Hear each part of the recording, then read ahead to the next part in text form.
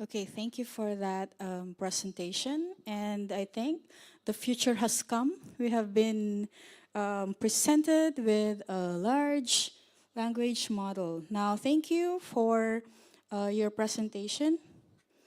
Our next speaker will be Kira and Sadik for Art and Feminism West African Indigenous Language Program. Let's give them a round of applause, please. So lovely. Welcome, Kira.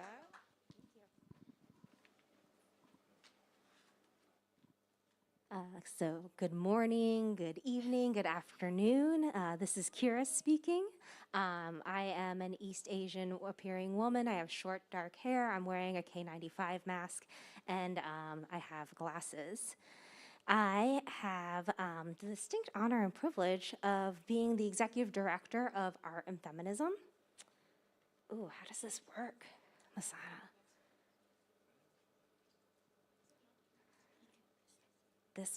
This one? Nope, that's not my slides. Wait, I think you have her slides now. Please.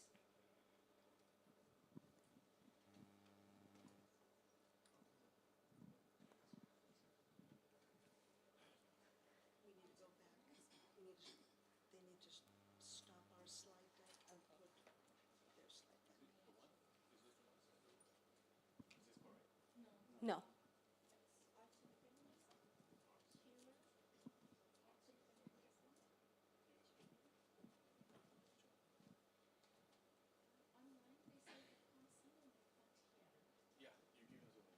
It's okay, Kira. Yeah.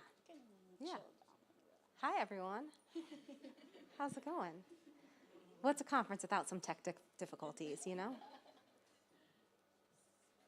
Hey, it's fine. I'm chilling.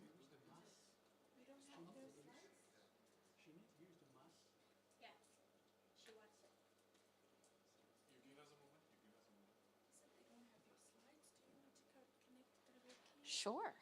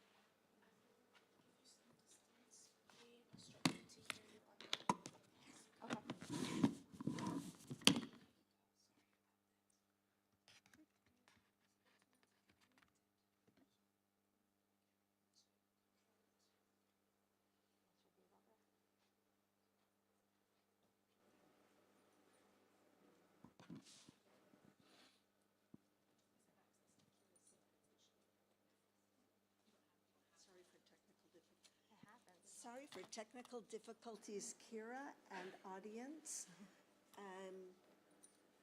We're trying to resolve it with the AV folks. This is it. Hey, thanks, y'all. Hey. So I was also, for access, I'm going to remove my mask right now. So on the screen right now, there's a slide that has a screenshot from the artandfeminism.com website that has a bunch of different events, and it says Art and Feminism West African Indigenous Language Program. This slide has the Art and Feminism abbreviated Brave Friendly Space Agreement. And so we start all of our Art and Feminism events with this. The goal of this session is to create an encouraging space for collective learning. This requires intentional behavior wherein participants are conscious of and accountable for the effect of their statements and actions on others. We respect our experiences and the experience of others and recognize we can't do this work without one another. We agree to hold each other accountable to foster a brave and friendly space. So we have 12 minutes, so I'm going to try to be as brief as possible. I know a lot of you are already familiar with art and feminism, so thank you for already being community with us. And if you're not, allow us to please introduce ourselves very briefly. This is a slide that has the art and feminism mission and vision statement. It also has one of our logos on it on a blue background. So we realigned our mission and vision in part of strategic planning in 2020 and 2021. And so I'm just going to read this to you. Art and Feminism builds a community of activists that is committed to closing information gaps related to gender, feminism, and the arts, beginning with Wikipedia. Art and Feminism envisions an internet that reflects diverse global histories of art making, where communities who have often been written out of history feel welcomed and empowered to participate in writing our stories. So I just want to point out something here, and it's related to the main presentation that Sadiq's going to do, about language and words. So we think about language and words a lot in our movement, in art and feminism. And you might notice that in our mission and vision, the words marginalized and underrepresented aren't present. And that's very intentional because we recognize that those terms center whiteness. And that's what we're trying to fight up against. And it's not perfect, but this is just something that we're doing intentionally about language. So when we say art and feminism, we don't just mean women, we mean feminism, full stop, which is something that Whose Knowledge told me about yesterday. And something in 2020 that we started is we piloted an Indigenous language initiative. And this has evolved into the West African Indigenous language community. Oh, I'm sorry, I didn't describe this slide. This slide is a blue background. It says West African Indigenous languages. It has a picture on the right-hand side of it of Sadiq and at an event in Tamale, Ghana, as part of the satellite event for the Art and Feminism 10-year anniversary, which happened in April. So with that, I do want to pass the mic to Sadiq, who is going to tell you more about the West African Indigenous Language Program at Art and Feminism. Thank you so much, Kira, and thank you everyone for being here. I'm really privileged to be here, and as Kira mentioned, most of us here knows about art and feminism to be contributing content to bridging the gender gap on Wikipedia. But in 2020, we started this program called Art and Feminism West Africa Indigenous Language Program to help uplift smaller language Wikimedia communities. So I will be talking to you about what we've been doing since 2022 and the language communities that we've been working with. My name is Sadiq Shahadu from Tamale, Ghana, and I'm the West Africa Language Coordinator at Art and Feminism. I'm wearing an African print and a glass.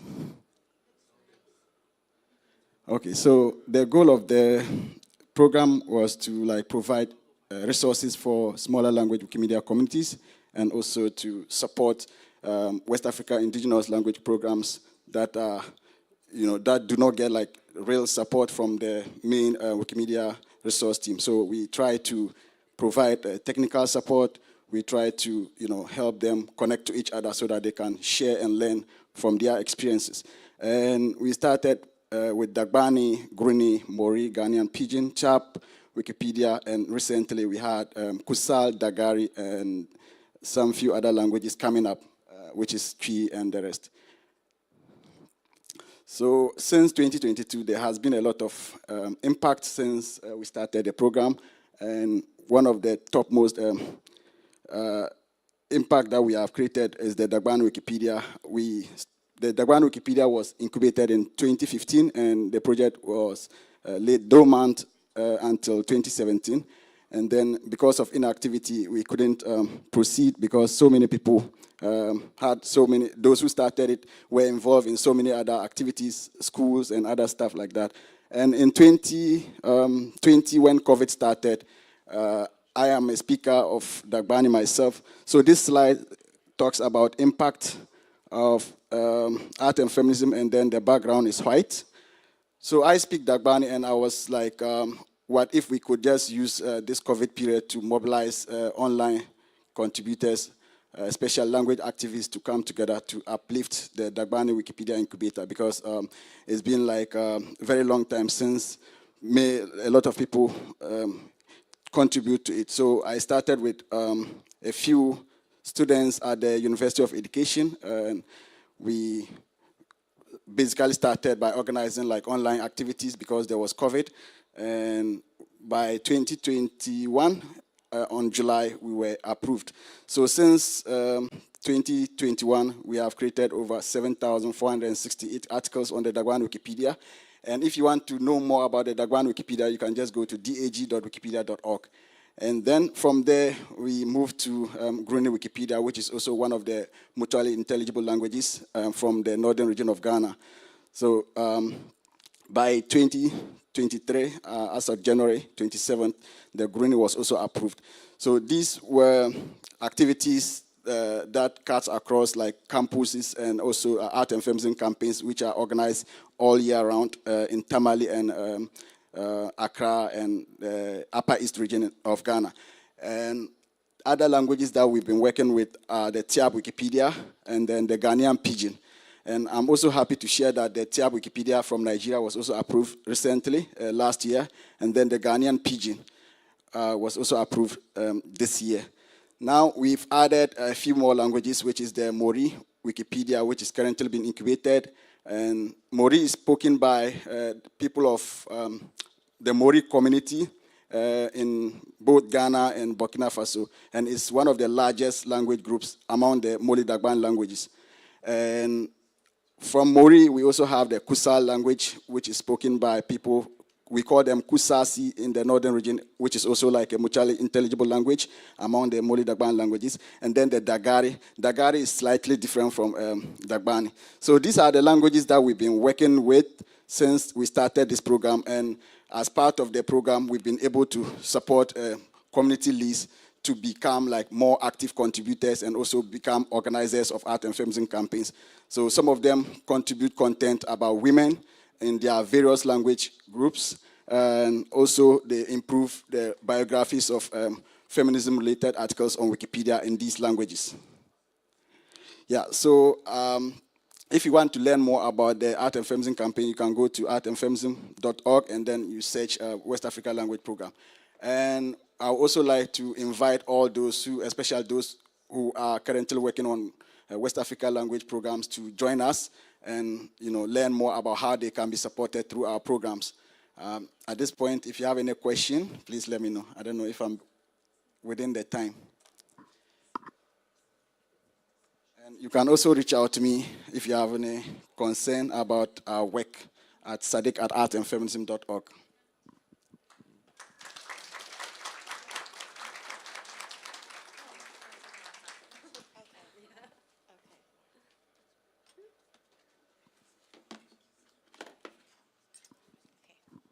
Thank you, Sadiq and Kira.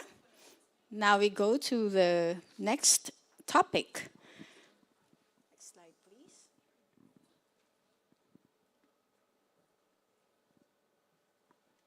Next slide, please. Okay, we have the Visible Wikiwomen Lab, Fostering Multilingual and Decolonizing Structured Data, Narratives on Wikimedia Commons by Whose Knowledge. Okay, let us welcome them and kindly use the hashtag that we have for today's event, Wikiwomen Summit, and sharing is caring. So let us share our hashtags and our photos and whatever inputs or insights that you have on the summit that we're having today on our social media. Thank you very much. The floor is yours. Thank you. Hello. Hello, everybody. Thank you very much for your attention in this. We will do a talk, but also we will put our hands on Visible Wikiwomen for some minutes also, so be prepared, have your laptops and cell phones at hand, because we will do a little exercise. So, next slide. Can we manage the slides? Oh, yes, with this. Oh, Women in Tech. yeah, women in tech. In the meantime, I'll say hi. Good morning, everybody. My name is Sunshine Fiona Komsana. I am the Visible Wikiwomen campaign coordinator. I'm an African feminist from Kampala, Uganda. And I can use this. My name is Mariana Fossati from Uruguay. I work at Whose Knowledge as the Decolonizing Wikimedia Program Coordinator, and also with my colleague, Sunshine, organizing Visible Wiki Women every year. Next slide. Oh, okay, perfect. Oh. Is the red one? Ah, I got it. Okay, so we'll tell you a little bit about Visible Wiki Women. I didn't describe what I'm wearing. I am a black woman. I am wearing a bright orange dress by a Kenyan designer called African Yuva. And our work at Visible Wiki Women is about bringing images of black, brown, trans, indigenous women from mostly global majority countries, the global south, to Wikimedia Commons. And we've been doing this work for the last 6 years, since 2018. And we have together brought more than 8,000 images uploaded to Wiki Commons, and we are still counting.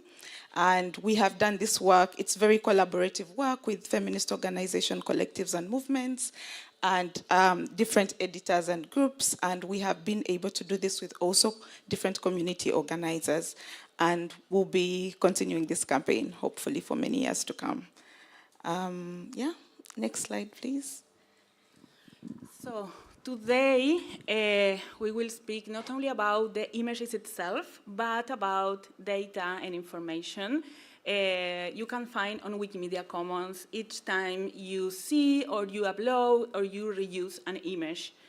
And one very critical piece nowadays in Wikimedia Commons is structured data on commons. I am sure that some of you have heard about this, but maybe not everyone, or not everyone had the opportunity to explore structured data on commons. So let me just do a little introduction.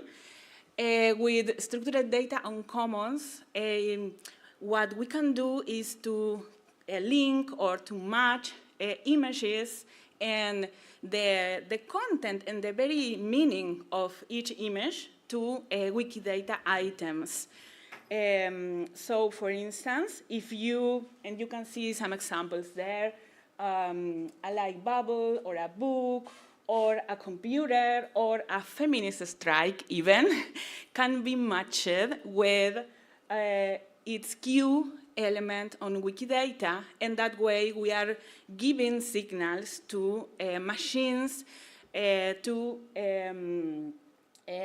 we are in a certain way saying what's the meaning of the image and what elements are in the image. So many different kind of things can be labeled this way. As you can see from books, computers, or historical events like the feminist strike of 8 March 2018, for instance, that already have a Q item on Wikidata. And by doing this, we are making images machine readable. But also humans, people can retrieve images in a more nuanced and effective and satisfactory way, hopefully. But we also want to point some problematic and critical aspects of this feature that we have seen in Visible Wiki Women. Through the thousands of images brought to Commons through this campaign, we can start experimenting and making some observations about how the plurality of women and womanhood is represented on images and also on data. So we can start, we are trying to understand issues around visual and that data gender gap, accessibility, because structured data on commons bring accessibility features to commons, multilinguality, because every item on Wikidata, it is potentially multilingual, And also, we have started observing the biases that are present in automated tags on structured data, because structured data on commons offers an experimental tool since several years now to get automated suggestions for tagging images. But our question is this one. Does the data tell the stories behind the images? Does the data tell the stories we know the context that is part of the image, the narratives, the different narratives, because not all the nouns, not all the concepts are the same, or have the same level of,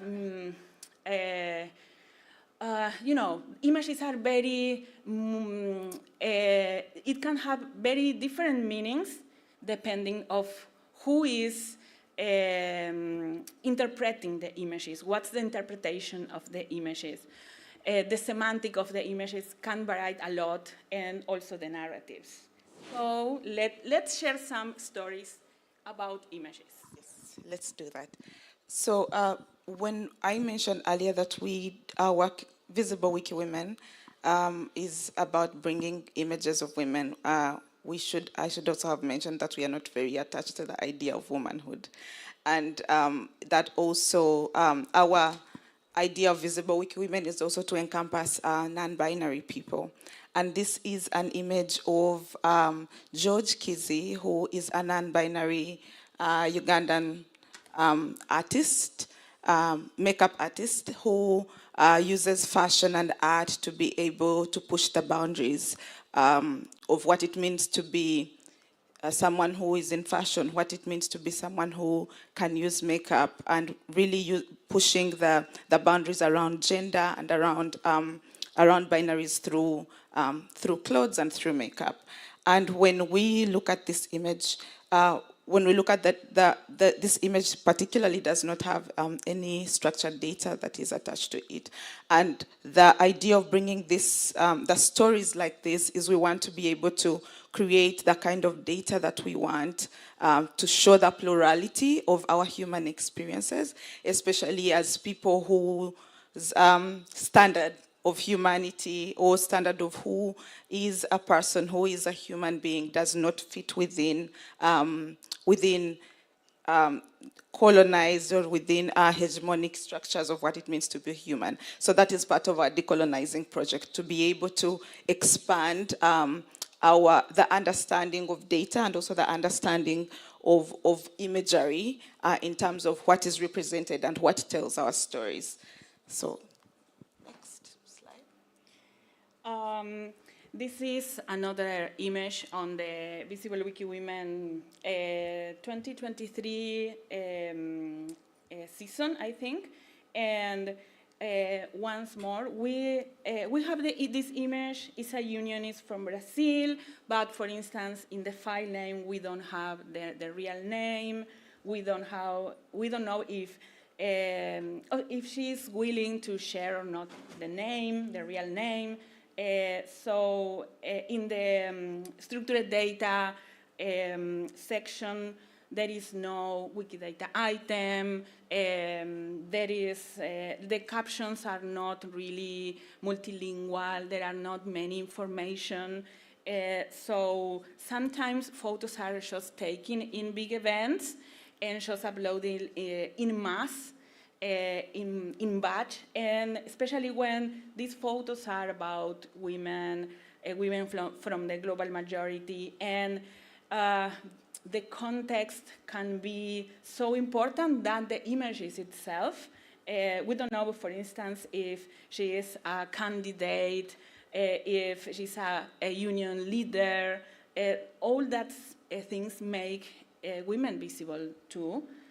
And this one is another one from Visible Wiki Women 2020, I think. She's Sara Maldoror, an Afro-Caribbean filmmaker. She passed away in 2020 because COVID. And this is a photo that actually is illustrating her biography on Wikipedia. And this one is very good described in terms of structured data there because once she died, many not that much information, but more information was available online. So you can find also a Wikidata item about her, which is not the reality for the previous one and for many others. But one interesting thing about this image was you can see that she's a woman with a microphone at hand, right? So, and there are some structured data items related with this picture, including Sarah Maldoror, Wikidata item, including a microphone, including winkless, including elements that are like a dissection of the person in different parts. And we wonder, is this meaningful? This kind of very detailed description is all right. It creates or it represents the story that makes justice to this woman and her very important career as independent filmmaker. And one curiosity about this is that if you visit, there is a link in every Wikimedia Commons page called information page. It's not very visible. It's like a behind-the-scenes page for every image.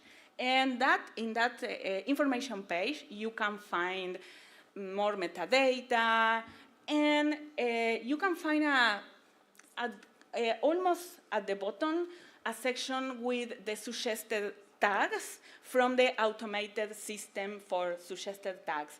That tool is provided for a partnership between Wikimedia Foundation and Google for images recognition.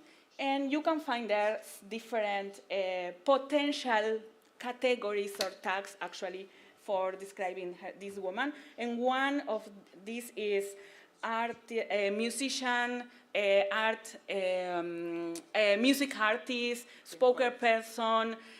So we wonder how this image recognition system can create or suggest tags that really misrepresent what you can see in the image. It's true, it's a woman with a microphone, but she's not a musician, for instance. Every woman with a microphone looks like a singer or like a music artist, or specifically Black women look like music artists. How many men look like this for the machine, the automatic image recognition? So we are just documenting these problems, and our whole consideration here is the politics of images and data sets. And let me share this quote from Kate Crawford and Trevor Paglen from Excavating AI, The Politics of Images in Machine Learning Training Sets. It's an excellent article. The whole endeavor of collecting images, categorizing them, and labeling them is itself a form of politics, filled with questions about who gets to decide what images mean and what kind of social and political work those representations perform. So our invitation is to have this question this critical question in mind every time you see an image, you tag an image, or you decide to not tag it in certain ways. And here come our exercise. Yes. So for this particular exercise, we hope we've fired you up a little bit and made you feel like doing work on structured data, especially for images of women and non-binary people, is revolutionary political work. And we invite you to scan our QR code, which will take you to the Visible Wiki Women category on Wikimedia Commons, and to find any images there under that you can be able to add structured data to right now. So whatever image you feel like is lacking in structured data, or you want to be able to add structured data to it, this is an invitation to do that. Yes. Does the QR code open? Okay, great.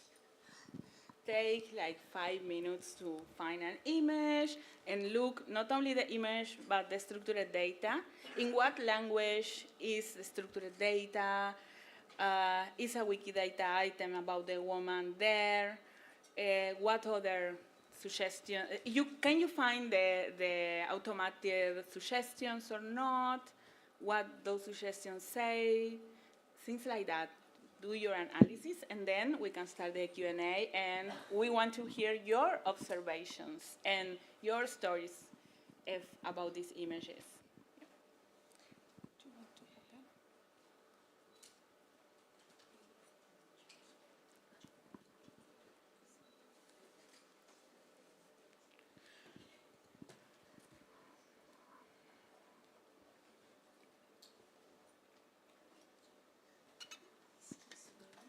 I need to put this at your back so that when we take the picture of you, there will be a branding.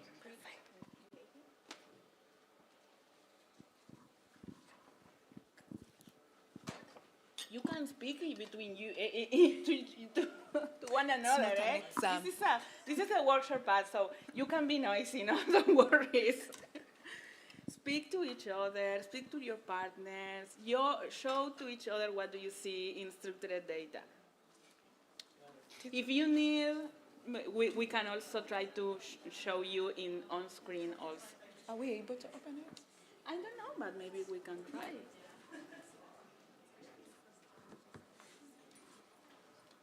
Are we able to open the link?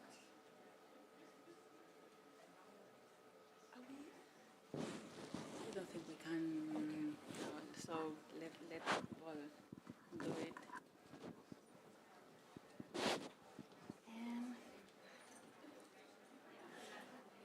Like in 25? Oh, okay. Do you want to explain? No, I don't. Then I can ask them to pull up the link and Yes, maybe you can that's show what we're trying to get them to do. Yes.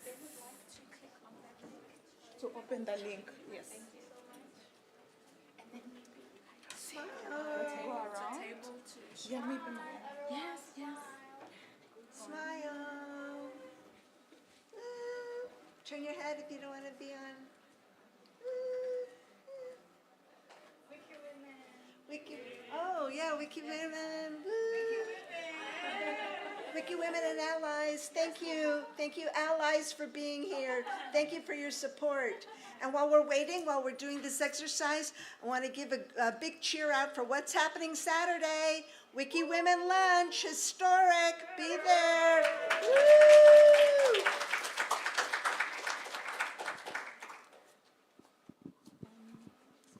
So this is where the QR code would lead you. So our ask is that you go select any of the images in the category of Visible Wiki Women and just like check the structured data below that image.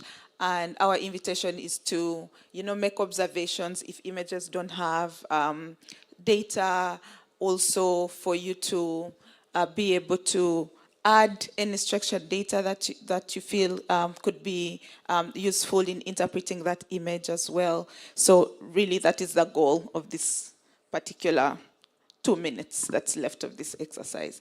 So there's multiple images. Could you scroll down? Could you? I don't know if scrolling down, but English is not my first language. Yes, so just look at some of the amazing images that we have uploaded and, yeah, check the structured data.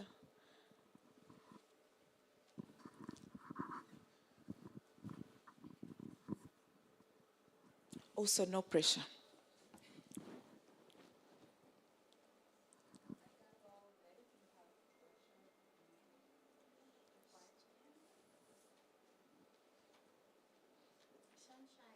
Yes.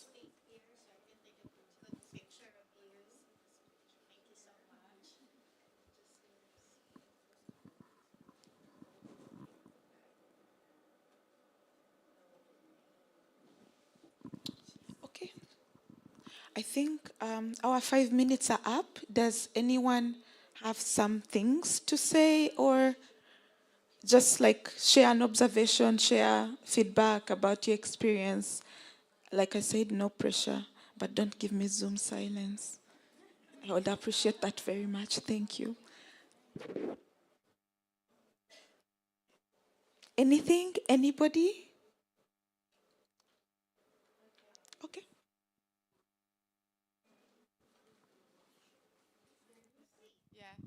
So I'm Lucy. I'm from England. I'm a dark-haired white woman.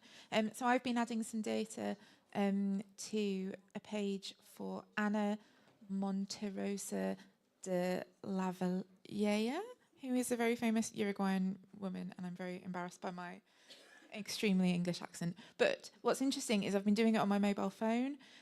So it was really easy to like add a description. There was no description of this image that had been uploaded as part of the program. And that was really easy to do.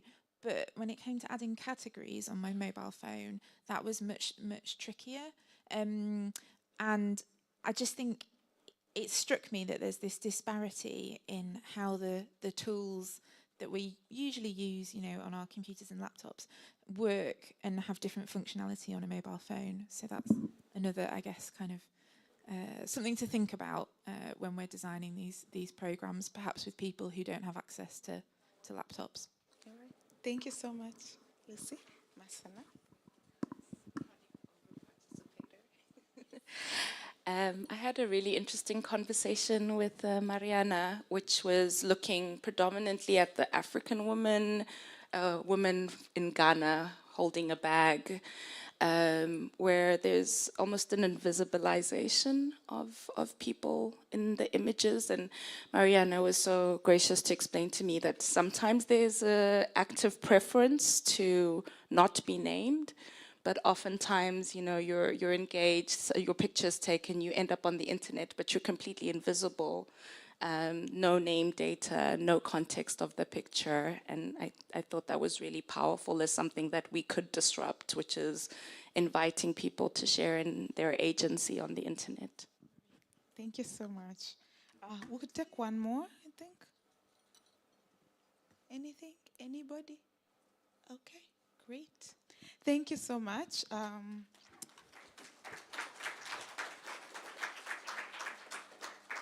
Still have things to say, but we appreciate the applause.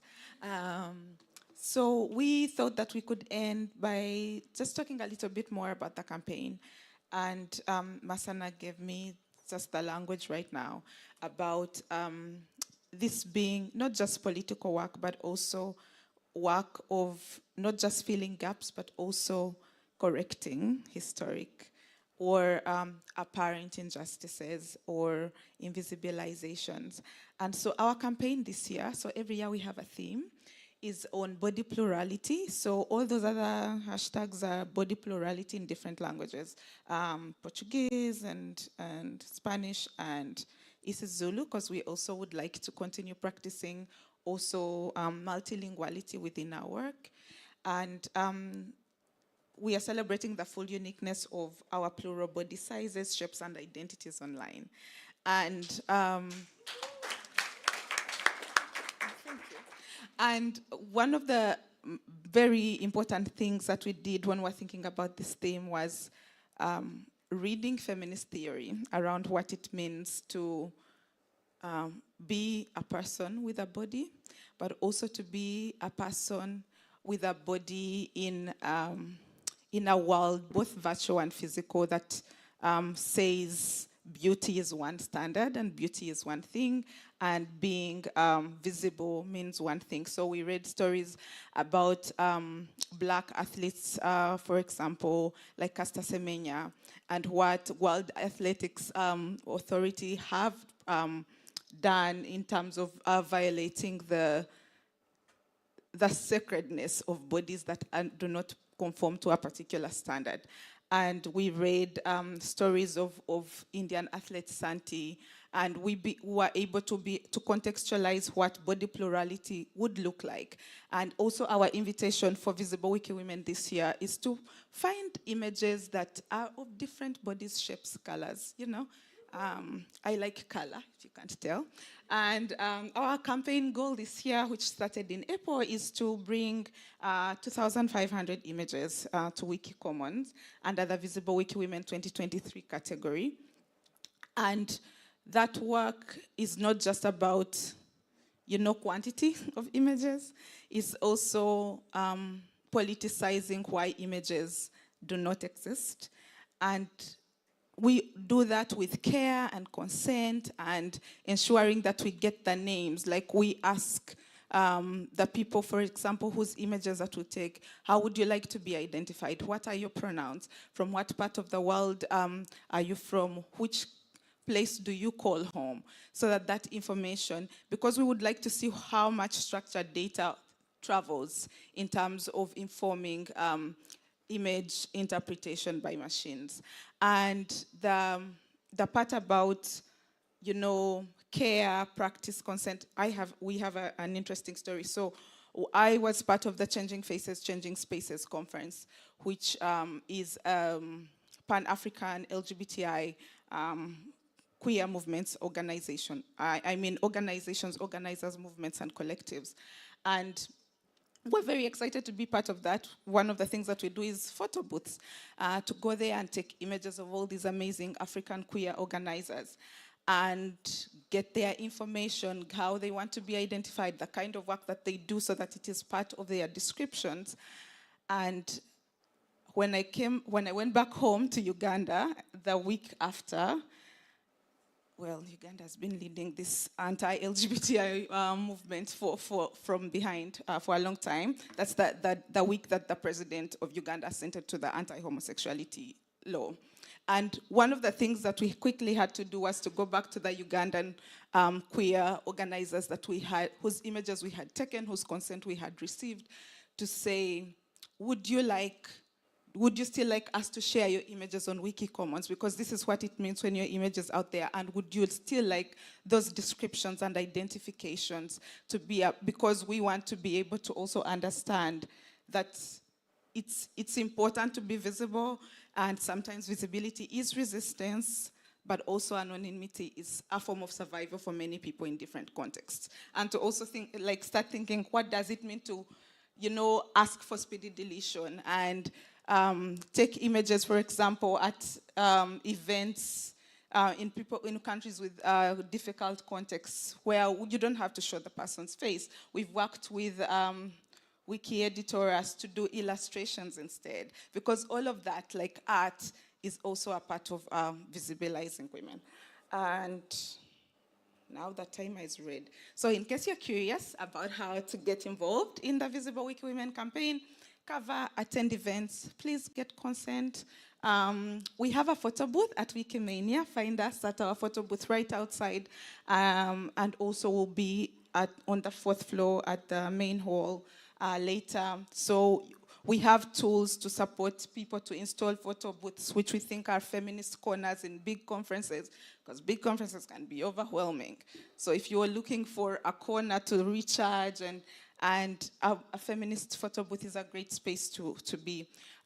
Share your existing photos. So if you take pictures here and you have those consents, please share those under the free license. Illustrate if you know illustrators, if you work with graphics and you're able to illustrate different women, different non-binary people's realities and upload and then promote. So of course we are going to ask for promotion. This is free advert.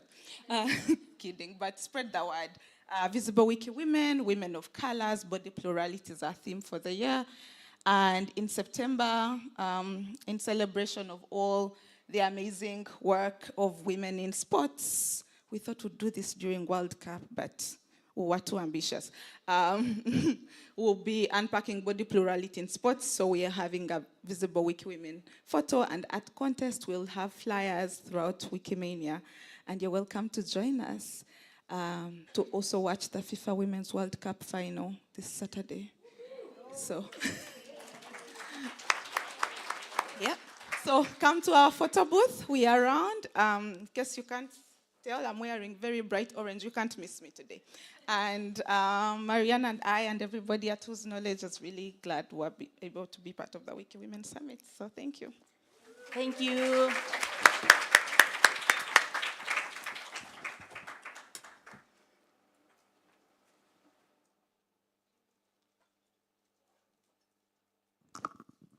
Thank you so much for bringing sunshine into the room. Now we have another session, which is the Wiki Women Open Discussion, Language, Diversity, and Gender, to be led by Tila Capoletto, who is online, and Masana. Thank you so much, Vanj. And we are incredibly efficient with some time to spare, so we have more time for discussion. Thank you so much to our panelists for making space for everyone to participate. Chila, for colleagues who are online, nice to see you.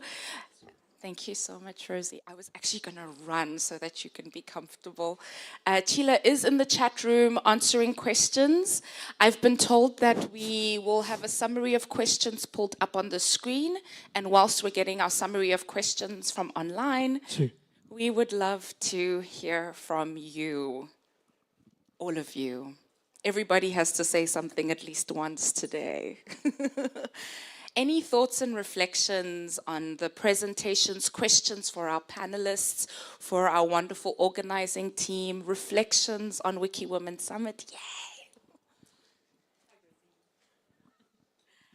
I did have a question about the speedy deletion process. How actually easy is it when you get a situation like that to get images speedy deleted from Wikicommons? I mean, obviously it's very important to happen if someone wants their image speedy deleted, certainly in a situation like that. And I'm just wondering whether the processes make it easy for you to do that. Does anyone have any? Yeah, Sunshine and Mariana, can we turn to you for that question? And can folks raise their hands? Rosie and I are just going to move through the room and make eye contact with people to get participation. How quick is the speedy deletion process in your experience? Well, not as quick as we would want it to be, but we have a resource on how to, request or ask for speedy deletion. I think it also helps to know some people, and I think that we are happy to share what that protocol and the link to that process is, but we wish it was much quicker. Sometimes it could take hours, could take days, depending on what you want to be deleted. But we do have a resource that we can share. Thank you. That would be fantastic, and I definitely confirm that we have had experiences of people not even knowing who to ask. And I think that's one of the ways in which we can build up safeguarding in our movement, which is how do we make it easy for women and non-binary people to find information when they need help, and how do we build up a body of volunteers and WMF staff who can step in to support speedy deletion, but it is a gap. And Mariana and Sunshine, if I could ask you to email that to me and I can post that on the Twitter page. More questions, more comments, more inspiration. Yeah, thank you so much. I have a little concern regarding tools. I was reading a research about women. I think one of the community did a research about women, and they were talking about how women find the interface of Wikimedia projects unfriendly. It's something that we don't like to do, but amazingly, there are tools that have been created. When you go to Toolforge, you see a lot of tools. But I was wondering, I was still looking for a tool that can help me to edit about women. Because you could have tools that enables you to edit about particular topics, let's say history, maybe this country, monuments, like specific things. But I was looking for women, I wasn't finding it. So I'm wondering, I'm not a developer, I don't develop tools, but as a Wikimedia movement here, we're concerned about women. How are we trying to maybe like work with this developer community to develop those kind of tools that can help us to edit about women? Yeah.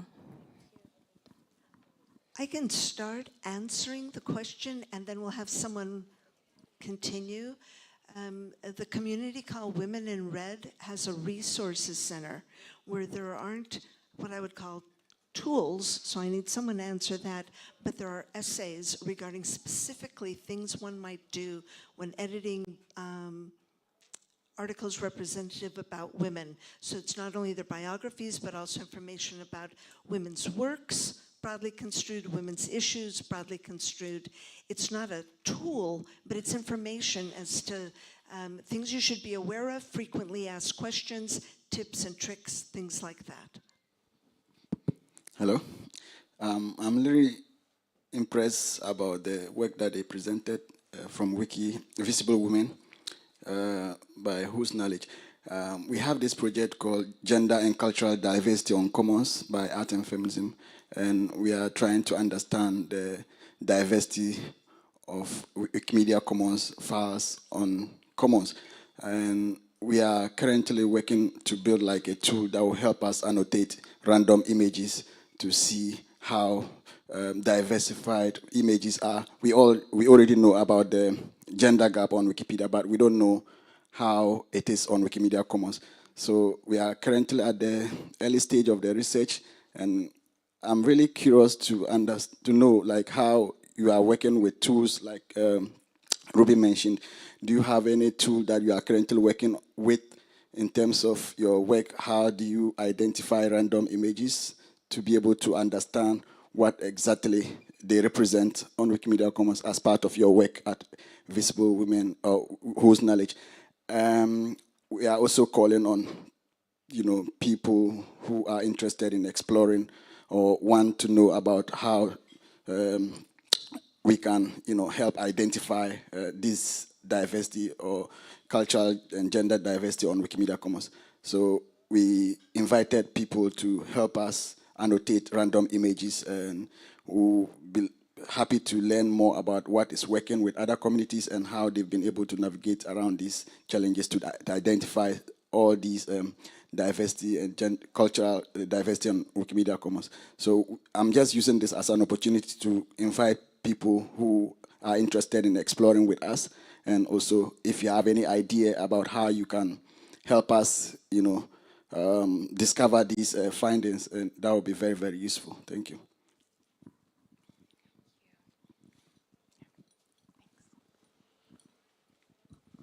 Thank you. Thank you for the question. It's very interesting.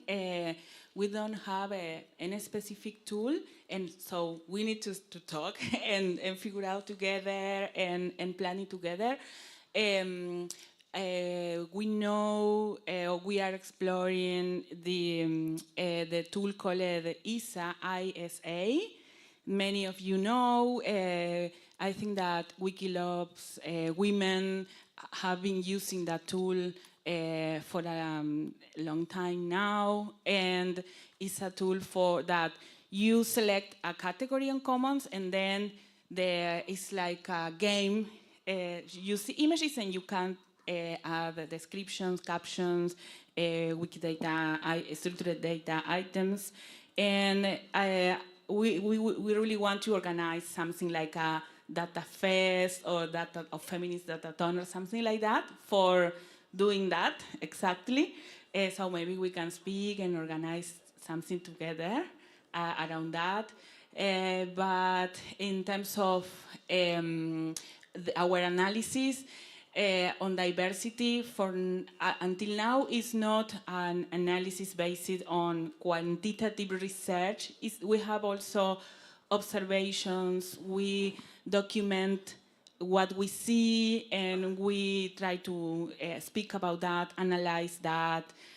But we really want to develop, maybe including qualitative methods for analyzing the images, annotate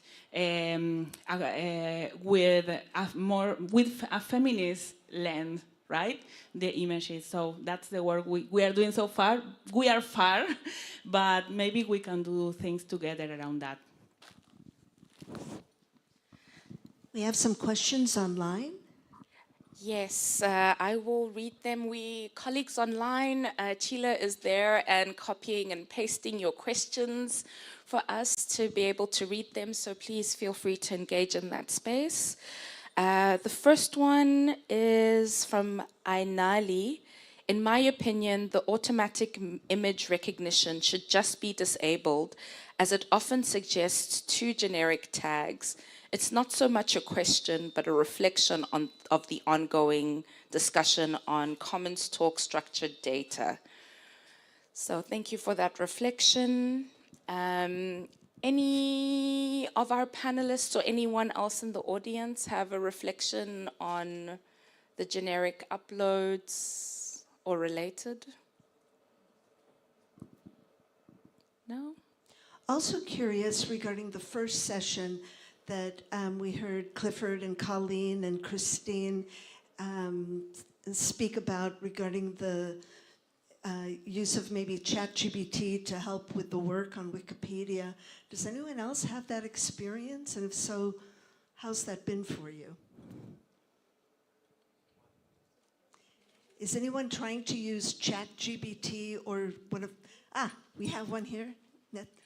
Netta, then you? Yeah. And can we just ask colleagues to stand and introduce themselves for our participants online, if you're comfortable? Okay. Hi. My name is William, and I'm from the United States. And on the topic of using ChatGPT in work with Wikipedia, this is something that I have tested out on several occasions to try and figure out, like, how can we use this and like what can this do mainly, because the best way to figure out what something can do is to push against the limits of it and try to figure out how does it react to these situations. And I've often found that, like, a lot of people, when thinking about ChatGPT as it is with Wikipedia, would simply think about, can we just use this to automatically generate articles? And, well, to that, the answer is yes, but with a lot of asterisks, because it can either make stuff up or including making up citations. So that's something that one has to think about. However, something that I've wanted to bring up here is the potential of using it for applications beyond just generating articles by itself. Like, for example, can you use it to find problems with articles or suggest improvements for articles? The first session in here earlier today kind of touched on that a little by discussing can we use it to address biases, for example. And also, if you connect ChatGPT with or other language models with the internet, and can you use these to find sources for topics? So I guess the main thing to think about here is what are the possible applications beyond just generating articles by itself. And obviously we can, if we use these for these purposes, we can find a lot of benefits to the incorporation of AI tools. Thank you, William. Netta? Just adding on to what you said, for me, the main interest in using ChatGPT was to find the knowledge gaps in existing Wikipedia articles, particularly in women's health. So what I did was I copied the whole text of the article, put it up on ChatGPT, and asked ChatGPT what was missing in that article. And it was sometimes quite good in finding out, saying that, look, it doesn't say anything about the clinical implications of this condition, or it doesn't say about the anatomy of this particular organ. So there were some points which I could always take from ChatGPT and try and think about it and incorporate into that article. But on the other hand, when I tried to make ChatGPT write a full article about a particular anatomical structure or a particular disease, it was quite incomplete. It was always hallucinating, and it just brought up a lot of, made up citations from different things. I mean, there were so many things which did not exist in real life, but ChatGPT was just using it. So I think it's useful when it comes to, if you want to rephrase some sentences, you have got a particular text from a particular journal article, which you want to rephrase into popular science or, a language that most people can understand. In that case, ChatGPT is quite good at rephrasing your sentences, but to create knowledge, I think you always have to use your discretion and figure out if this is true before you actually put that up on Wikipedia. So I think the future where ChatGPT generates articles automatically, it's quite far. I don't know if we'll ever reach there, but can ChatGPT assist humans to make articles have more quality? Yes, I think that is possible.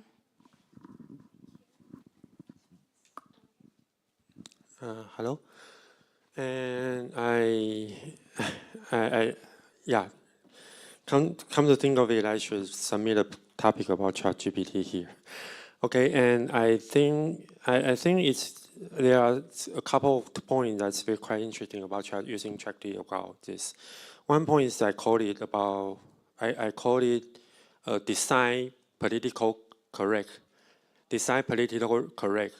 That means that last time, for example, I asked ChatGPT about to discuss about the Disney movie Little Mermaid using a black woman as a leading actress, and its answer is so pleasing that I'll stand almost everything, almost 80% of things that you saw on the internet.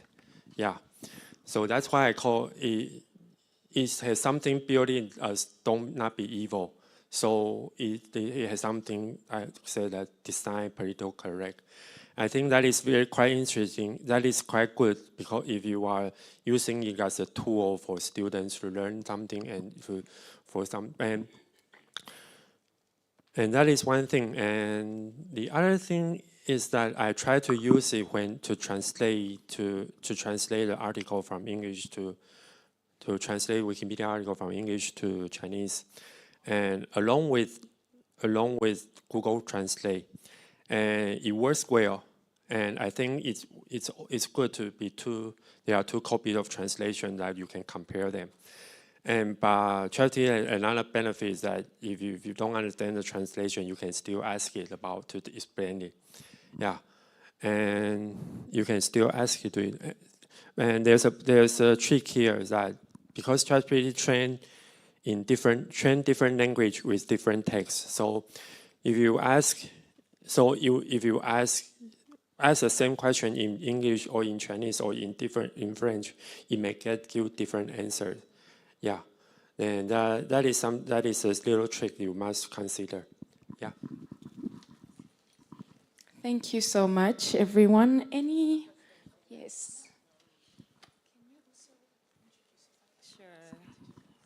Hi, please, my name is Ruby from Ghana, and I'm part of the Open Foundation West Africa community. I'm very interested. I wanted to ask a follow-up question regarding what she's saying, that if you ask ChatGPT in a different language, it gives you different responses. Could it be that it picks references from that language category, or I just wanted to understand like the disparities, yeah. Yeah, the questions we asked just GTP, you said it changes when you ask it in different languages. And why is that? Yeah. Because actually ChatGPT learn from a lot of public text. Yeah, ChatGPT learn from actually Actually, I'm not 100% correct because every time you ask ChatGPT, you give you a different answer. Okay, so even if you ask it in English twice, you give you two different English that twice answer. Last time I asked it about a question about transgender women, and next time I want to copy it and ask it again. Well, I cannot find the original answer. It's a generating machine. It generates answer for you, so it don't have a standard answer there. But the difference of different languages because it learned from the different language. When that is caused by the source that you learn. If you in English, you learn from the English text, English content, all the free English text in the world.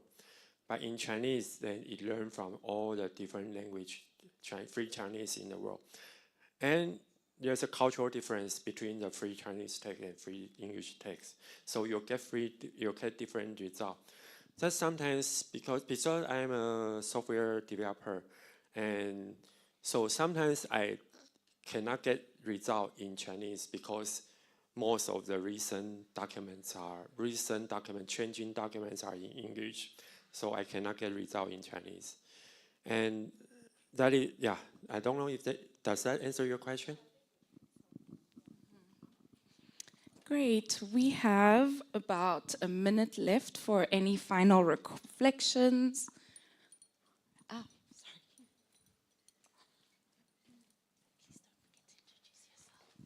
Hi, I'm Natalia, and I was sitting here and thinking that in 2011 I was in Gdańsk on Wikimania, and we had a Wikiwoman lunch, one of the first one.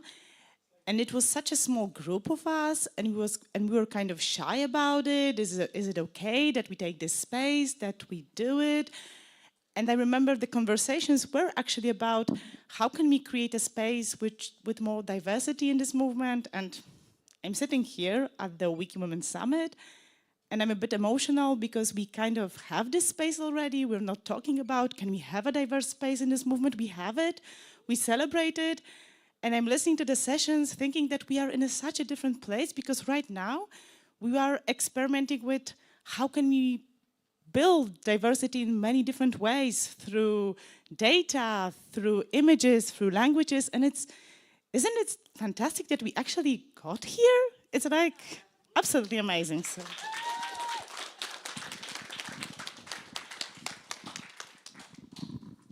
Just a last, I wanted to recommend especially those random contests in like Wikimedia Commons contest. I would strongly recommend that we describe images in our languages, like local languages, especially when you are uploading images about women. Yeah, most of the times we just put the descriptions in English without putting the description in other languages. I think it helps a lot. One of the examples I found was Dagbani. I was looking for the name of something in Dagbani. I don't know the Dagbani name, but I just typed it in English. And then it brought the image because there was a description of that, which has an image, the description in English and Dagbani. So I was able to see the picture, and I could find the real name of that particular file in my language. So for somebody who liked to work with language communities, I would strongly recommend that we try to include these descriptions in various languages, not just English. Thank you. Thank you very much. All right, we're going to take a short coffee break now. There's coffee service for us in the main concourse where you got your name badges, and come back after. You have 15 minutes, so that's at 1:15, and see you at 1:15. One moment, yeah. Kelsey? I thought Kelsey was saying something. Kelsey was making a motion. Okay, she says it's okay. Okay, thank you. See you at 1:15.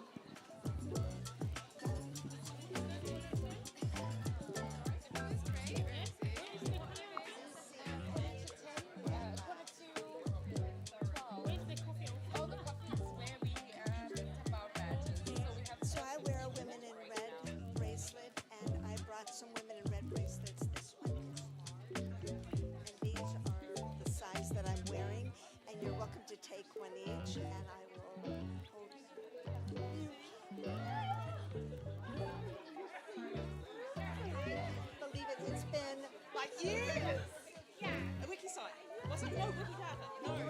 that in Berlin, and then we did the Naturals thing. Yes. That was what, 2019? 18, something like that. A long time ago. So great to see you. Like a day ago or something. So. We were taking notes on the test. All right. Woo! Greg. I'm going to go grab a coffee. Yes, go get coffee.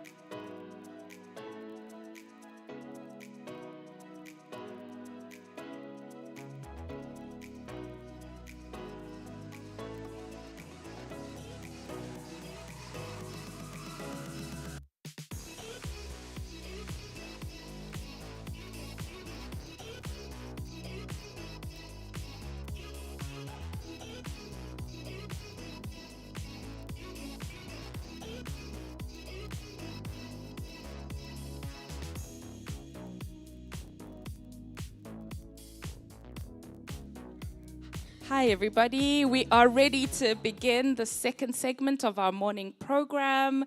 If I could ask you all to get comfortable. And in approximately 10 seconds, I would like to hand over to our organizer, Vanj Padia, for the next segment. Vanj, over to you. Thank you. Have you checked the photo booth outside? It's kind of really cool.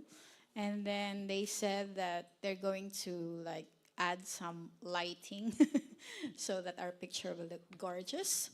Anyway, we are on the second leg of our morning session, and for the next speakers or presenters for today, may I call on Ann Chen and Winnie Chen, contributing women's voices, and let's hear about the Wikiwomen Taiwan journey. But before I give the microphone over to them, I was reminded that if you are going to have questions later for our presenters, can you please face the camera over there so that our live audience will be able to see and listen to you. So if possible, kindly face the camera. So, and I'm reminding, there are good-looking guys over there, so you can just say hi and wave. And also for the speakers, for the rest of the speakers, you can also glance once in a while to our camera people over there. Okay, thank you and welcome. Good morning, everyone. Our panel now will be in Mandarin. So please, can you all make sure to log onto Eventier and connect with your headsets for interpretation. We will facilitate just a 2-minute break for everyone to log into Eventier, and if you need help, there's me and maybe one other volunteer for anyone who's struggling. You want to Anyone need help with logging into Eventier? Okay, thank you so much. Thank you.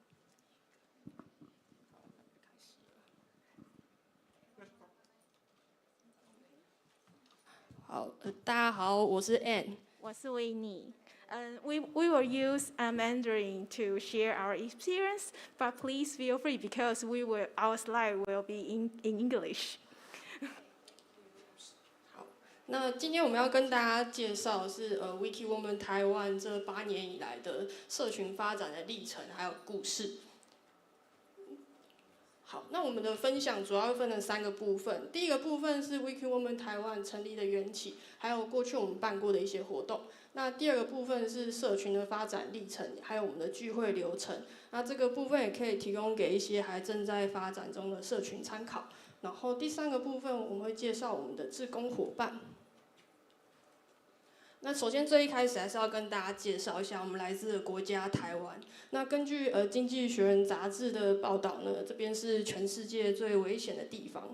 但与此同时呢，我们有很多很好吃的食物，像是珍珠奶茶、卤肉饭或者是小笼包等等。对，所以我们这边是一个既危险又可口的地方。那在2015年的3月呢，就是由Wikimania 台湾以及 Workforce 共同合作发起了我们社群的第一次聚会。那维基的房间是我们的社群的中文名称，然后英文是 A Room of Wikiwoman。那为什么我们社群叫做这个名字呢？其实主要是引用自维吉尼亚·沃尔夫的一句话，就是女性如果想要写作，必须要钱跟自己的房间，所以我们就取房间这个意象作为我们的社群名称。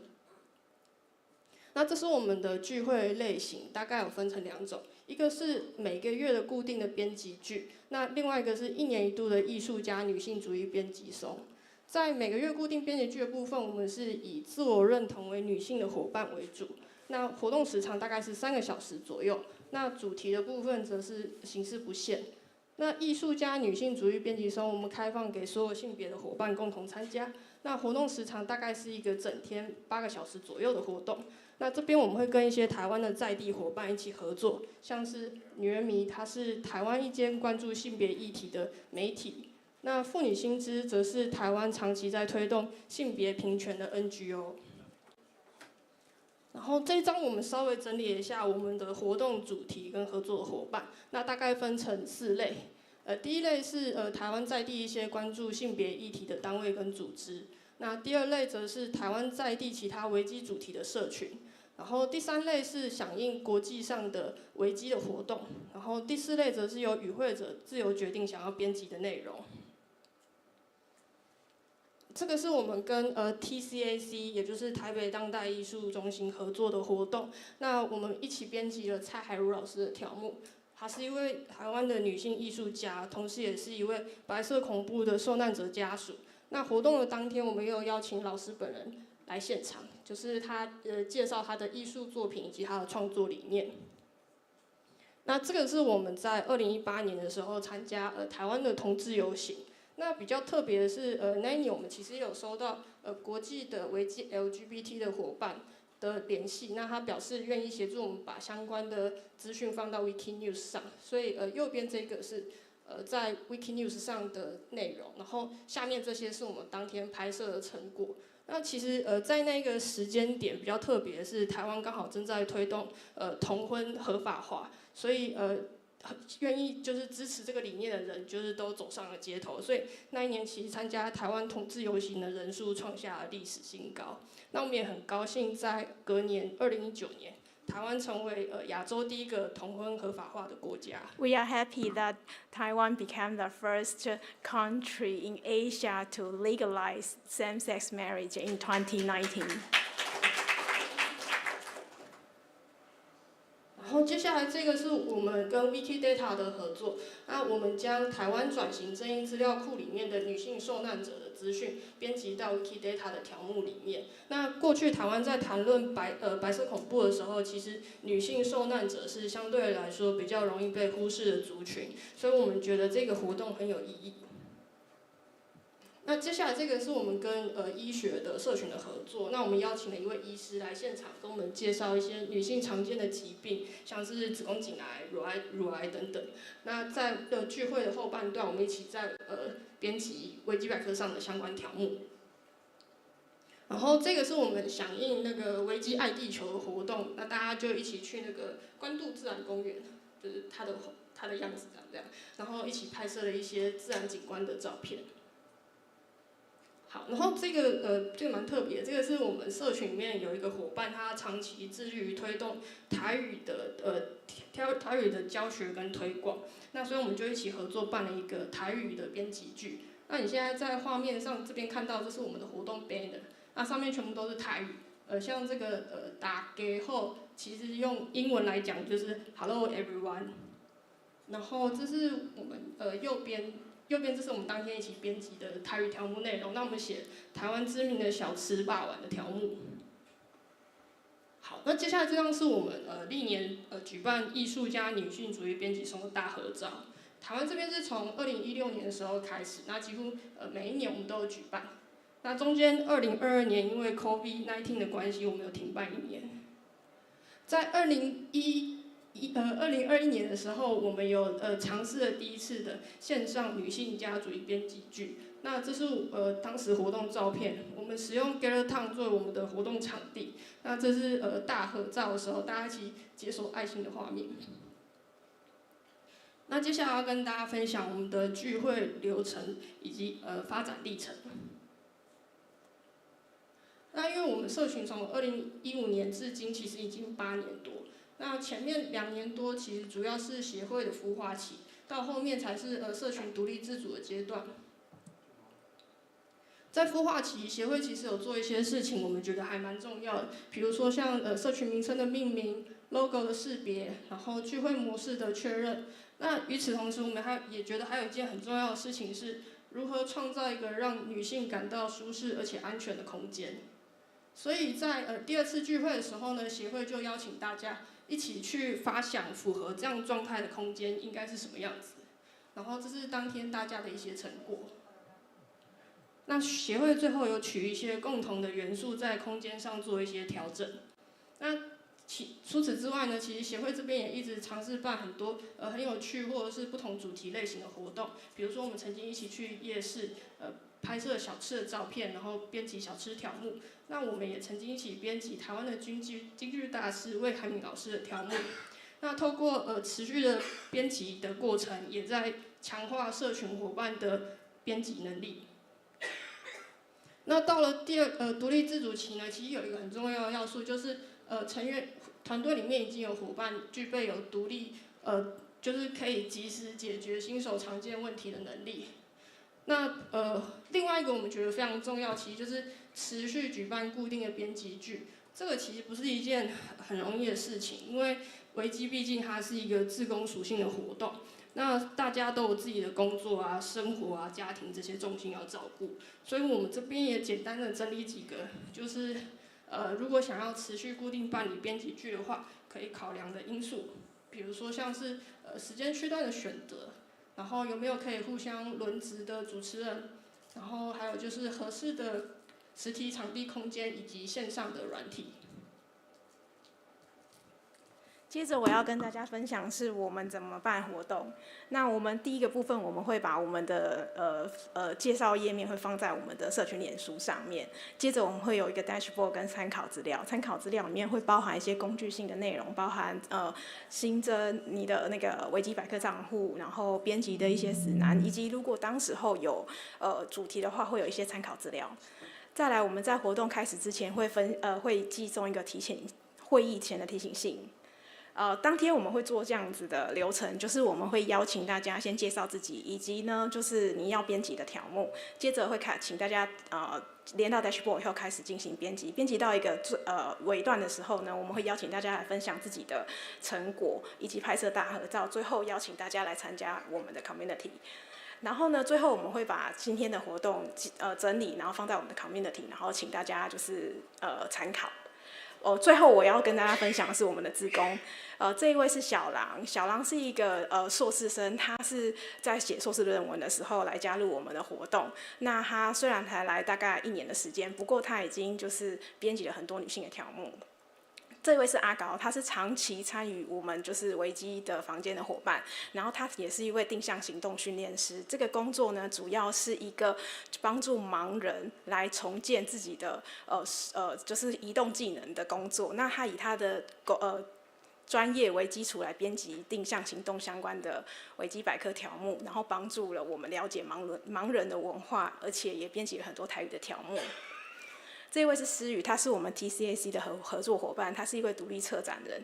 他因为特邀关系，我们有办法认识很多不一样的艺术家，了解艺术家的贡献，并且有很多资料可以协助志工做编辑。这一位是 Jin， 他是早期参与我们维基的房间的伙伴。那因为他现在在照顾家庭的关系，所以暂时会是以这个任务为主要的核心。但是他也告诉我们说，他希望就是在这个任务结束的时候再回来参与我们的活动。这一位是 Besavia， 他是来自意大利的伙伴，他在疫情期间在台湾住了3年的时间，所以有机会来参加我们的活动。那他编辑的是 Me Too Movement 跟蔡英文的条目。我问他为什么要编辑蔡英文，是因为他说是因为当时候意大利还没有女性的总理，所以他选择这个条目。那我们想要跟大家说的是，我们还有非常非常多的志工伙伴，他们来自各行各业。那我们邀请这几个志工来分享，主要想要表达2件事情。第一件事情是我们欢迎各个生命阶段的女性来参与我们的社群。第二部分，我们是一个就是很多元的社群，然后我们透过很多不一样专业的志工，他们在专业的领域编辑相关的内容，带领我们看到不一样的事情。这是我跟 Anne 都做不到的事情，我们非常感谢所有的志工的帮忙。Finally, thank you very much for your time.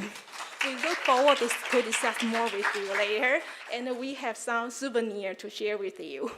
Thank you. Thank you so much. This is the first time in this morning that I'm using sensory organs at the same time. I like reading the slides, and I like the sound of their audio, which is quite fast, but I think I basically understood. They look fun, actually. And did you know there's a trivia in Wikimedia Taiwan? So we are part of the Wikimedia Philippines, and we went to Wikimedia Taiwan for benchmarking because what they're doing good there is really amazing, and we wanted to learn from them. So again, they're like 2 steps ahead from the rest of us. So congratulations. So proud of you, Wikiwomen Taiwan. Next, we have the last but not the least presenter for this morning's session.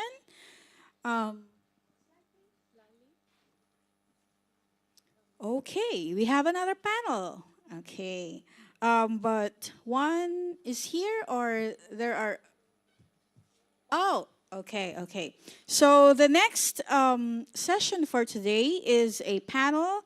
The title of the Femme et Leadership Dance Lab Projects Wikimedia and Africa. Is this French?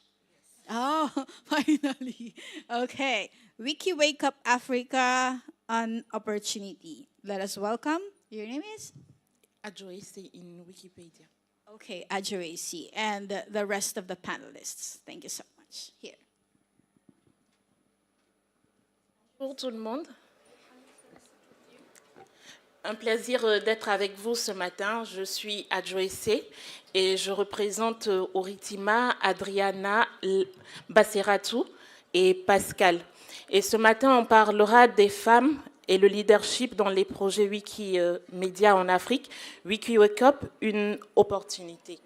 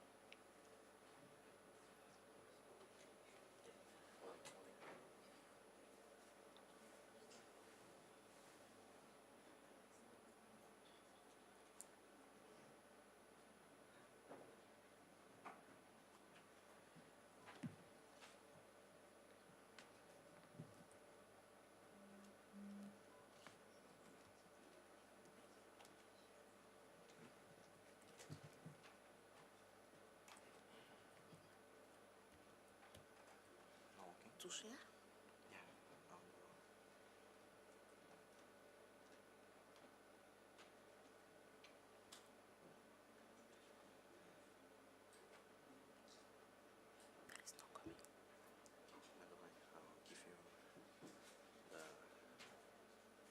First slide then.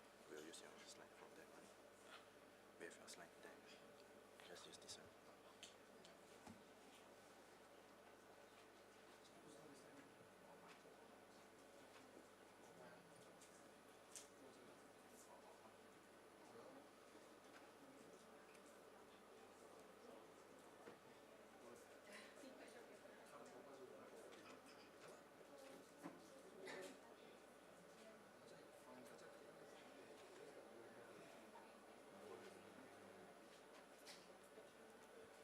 Okay. Thank you. Nous allons parler dans la présentation des projets Wiki en Afrique. Quels sont le rôle des femmes, la naissance des initiatives Wiki sur les femmes dans le mouvement, la montée du leadership féminin avec Wiki Wake Up en Afrique.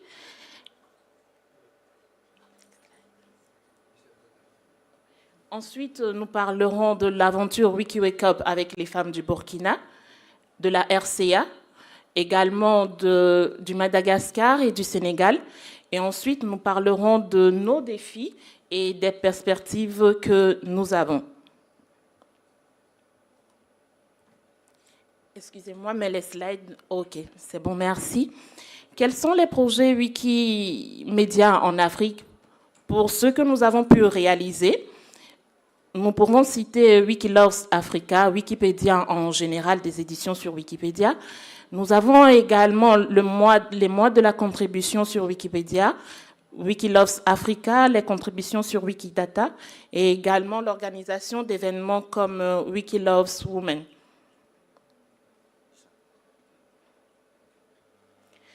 Qu'en est-il des femmes? Nous sommes nombreuses, mais est-ce que nous sommes représentatives? En 2020, il y a eu une enquête faite par Natasha Harold et il y a un chiffre de 18% qui est sorti. Que représente ce chiffre? C'est le nombre de contributrices qui ont été trouvées et ce chiffre représente également le nombre de pages bibliographiques de femmes francophones. Pourquoi peu de femmes? Pourquoi ce pourcentage si bas? En fait, parmi les causes nombreuses, on en cite deux. Le manque de sources disponibles sur les femmes et également le manque de contributrices. En 2015, Jimmy Waltz, le cofondateur de Wikipédia, il dira que la fondation a des difficultés pour atteindre son objectif d'avoir au moins 25% d'éditrices. Et que cette disparité de genre est un défi que le mouvement Wikimedia s'efforce activement de résoudre. Et je pense que c'est pour ça que nous toutes, en tant que femmes, on continue par contribuer massivement. Quelles sont les initiatives Wiki pour les femmes? On peut citer Women in Red, Editaton, Wikiloves Women, Art et Féminisme. Et ces derniers temps, celle qui est plus en vogue, c'est les 100 pages. La montée de leadership féminin avec Wiki Wake Up Africa. Comment cela se passe? Wiki Wake Up, en fait, qui c'est? C'est une entité qui est présente dans différents pays, 7 notamment, où il n'y a pas encore de user group. Elle forme et accompagne les communautés naissantes. Elle travaille avec des femmes pour les aider à contribuer massivement et à constituer des communautés. Et comme vous pouvez le voir sur l'affiche, WikiWakeUp est présent au Niger, au Sénégal, au Madagascar, au Burkina, en République centrafricaine, au Gabon et ainsi qu'au Congo. Que fait Wikiloves Africa pour promouvoir les femmes? Désolée, WikiWakeUp, pardon, pour promouvoir les femmes. Elle met à disposition des groupes, des formateurs expérimentés, en organisant des webinaires réguliers, une communication à travers les réseaux sociaux pour mobiliser plus de personnes, des sessions en présentiel très bien préparées, en cherchant des collaborateurs locaux pour aider les femmes et finance les communautés en construction pour l'organisation de leurs événements. Qu'est-ce qu'il fait? Il aide aussi à l'inclusion des femmes, l'adaptation des formations aux heures de leur disponibilité, parce que vous savez, nous les femmes, nous n'avons pas beaucoup de temps, mais ils s'efforcent d'être avec nous aux heures qui nous conviennent. Ils nous apprennent aussi le sens du partage. Ils nous apprennent à inviter et à faire venir d'autres femmes à contribuer, à former et à développer d'autres capacités organisationnelles et surtout à nous motiver pour que nous puissions avoir une réelle confiance en nous. Et là, voici le rapport de Wiki Wake Up Afrique en juillet 2023. Et comme vous pouvez le voir, en vert, ce sont les pays qui sont contactés. Oui, qui sont contactés, où il y a un réel travail. Les pourcentages le montrent. En Centrafrique, nous voyons qu'il y a 6 femmes qui travaillent d'arrache-pied. Au Madagascar également, nous en avons au moins 21. Que font les femmes au Burkina, au Madagascar, en République centrafricaine et au Sénégal? Au Burkina, nous avons Basseratou Kindo qui a été contacté par Wiki Wake Up Afrique, qui a été motivée et accompagnée, formée par Mermoz. Et qu'est-ce qu'elle fait après? Elle contribue sur des profils féminins sur Wikimedia Commons. Elle fait des formations ciblées pour les femmes et elle essaie également de faire du réseautage.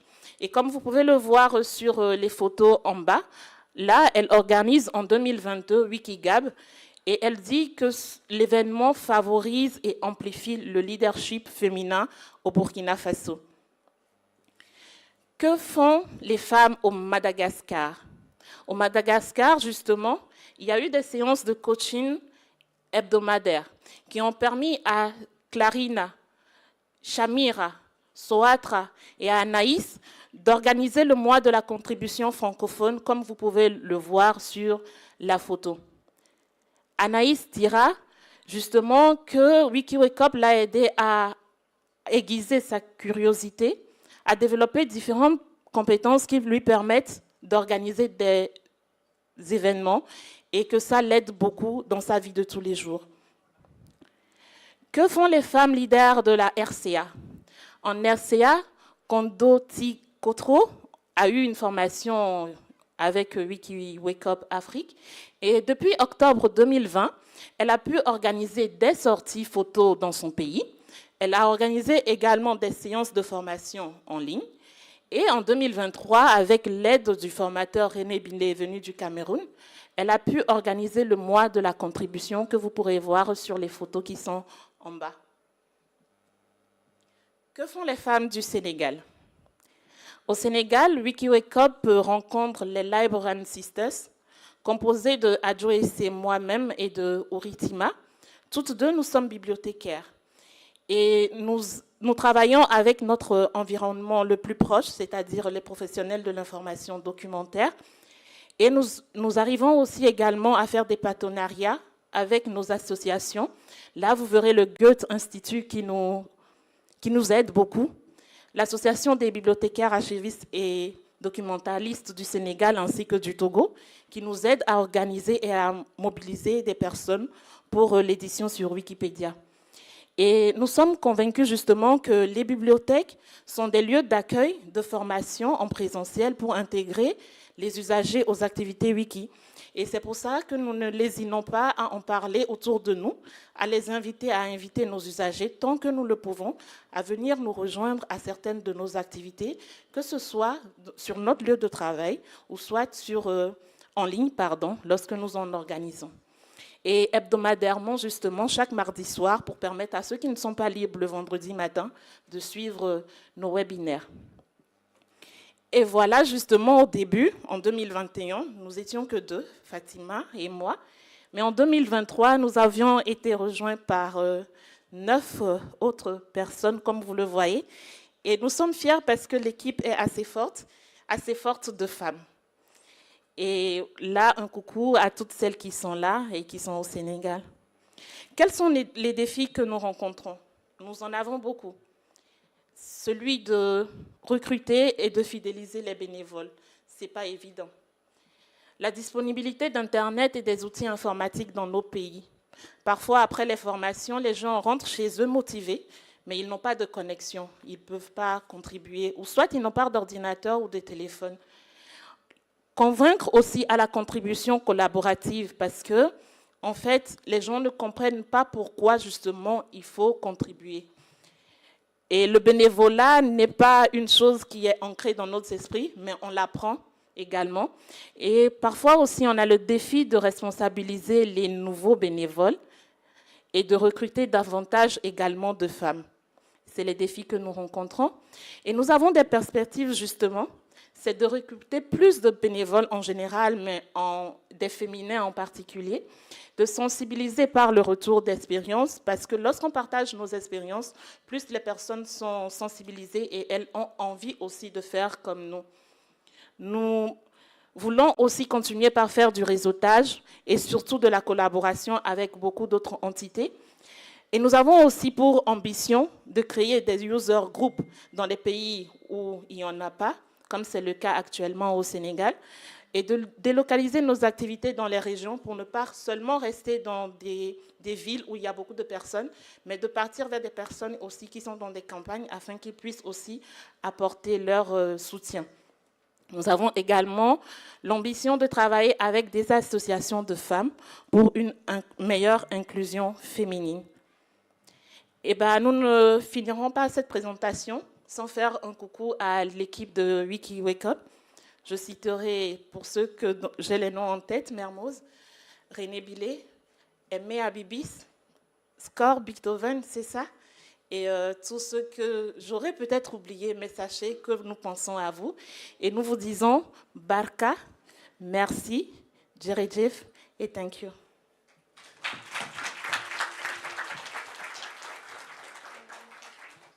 Et désolée d'avoir dépassé le temps de 1 minute.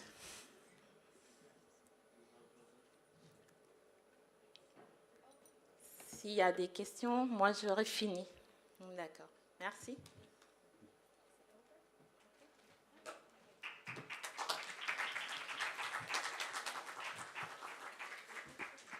Thank you so much. So that ends.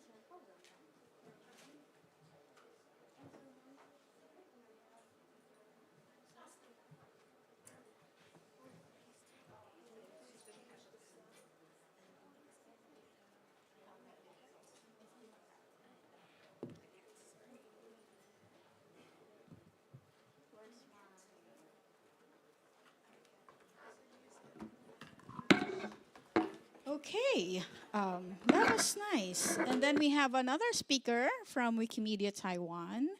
Her name is Ima Kat, and she will be speaking about women and gender workshop and organizing Wiki Women workshops. So let us give her a round of applause.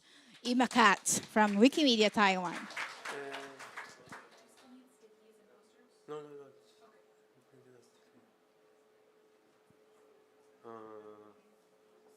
No signal.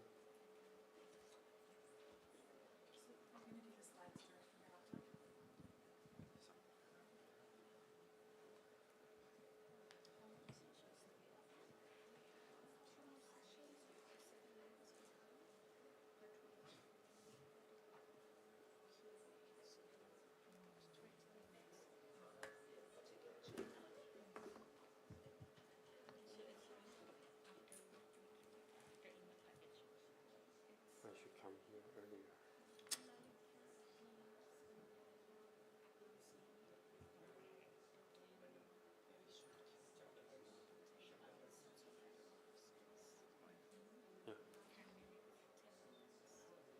Yeah.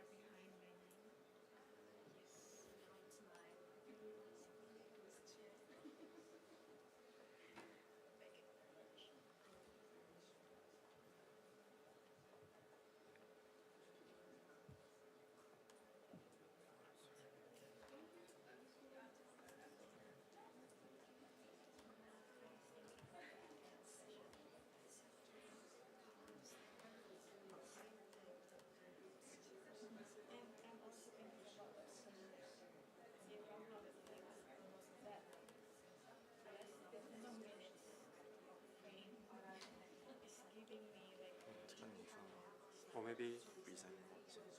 what? Present. Oh, you mean the PDF? You mean the file?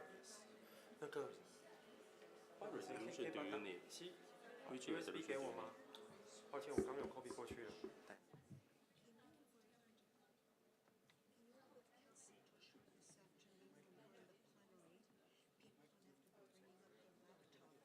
Yes.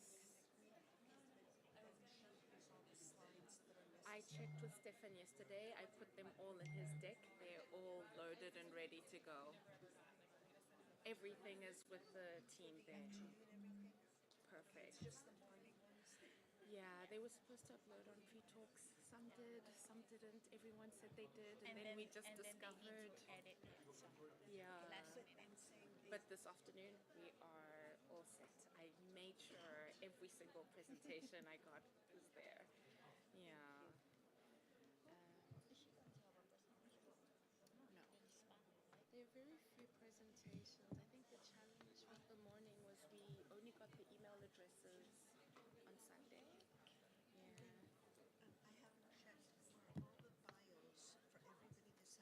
Yes, they're in your printouts. They're all there. In my printout? Yes. This one that I gave you this morning. Yeah. So everybody's bio is already included.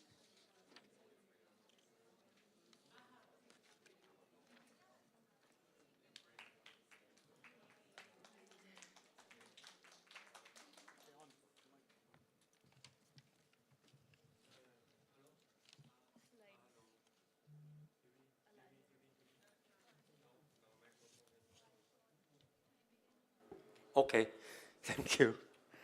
Okay, hello. And this was originally planned was a workshop. Since I only got 30 minutes, so I shortened as a talk.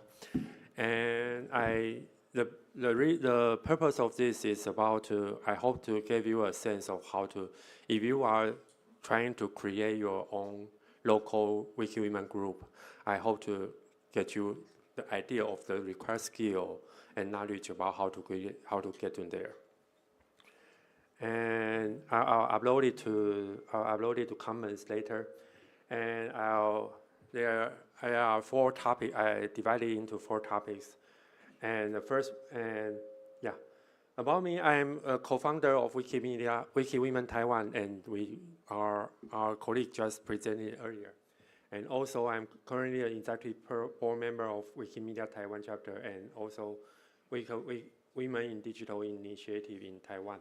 And also, I'm a founder of Paletis in Taiwan and Women in FOS in Taiwan. And in the past 10 years, in the past decade, I focus on organizing women's group and in technology field. Okay, how? Okay, then let's get to the first topic, preparing yourself. And the question,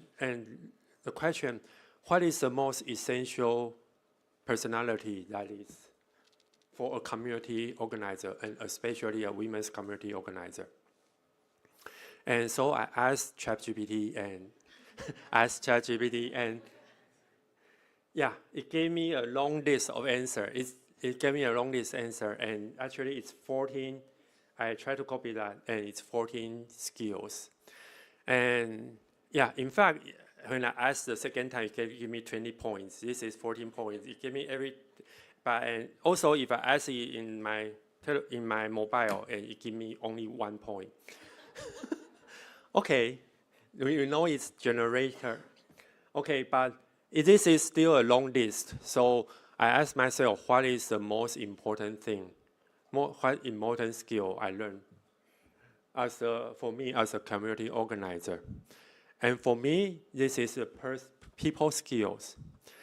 What is people skill? Maybe that's because I was not a people's person in the past. So what is people skill? First of them, the most important is communication. You can talk to anybody. And also, you have ability to engage different people.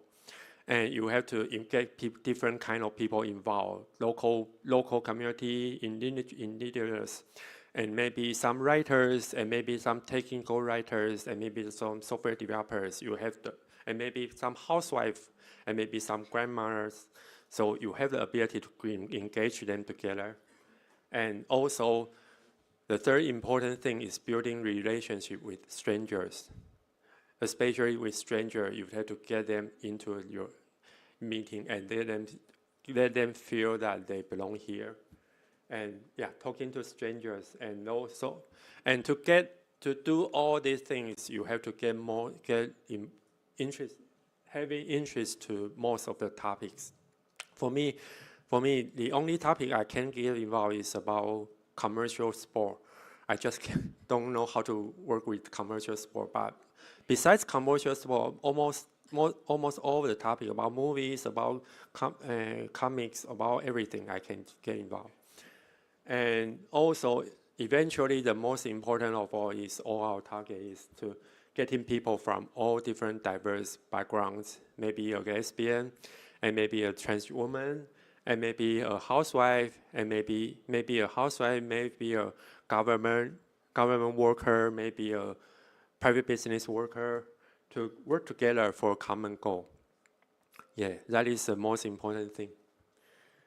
And so I know that there are many people that would like to try to organize a new Wikiwomen group, but also there are many people that are already doing this. So I also would like to ask yourself, what is the most important essential personality for you as a community organizer?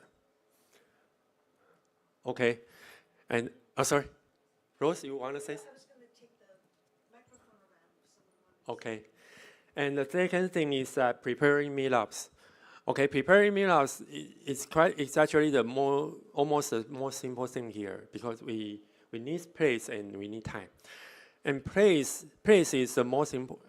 I don't know if it's the most important thing. Almost everywhere has a Wi-Fi is okay, so you can work outdoors.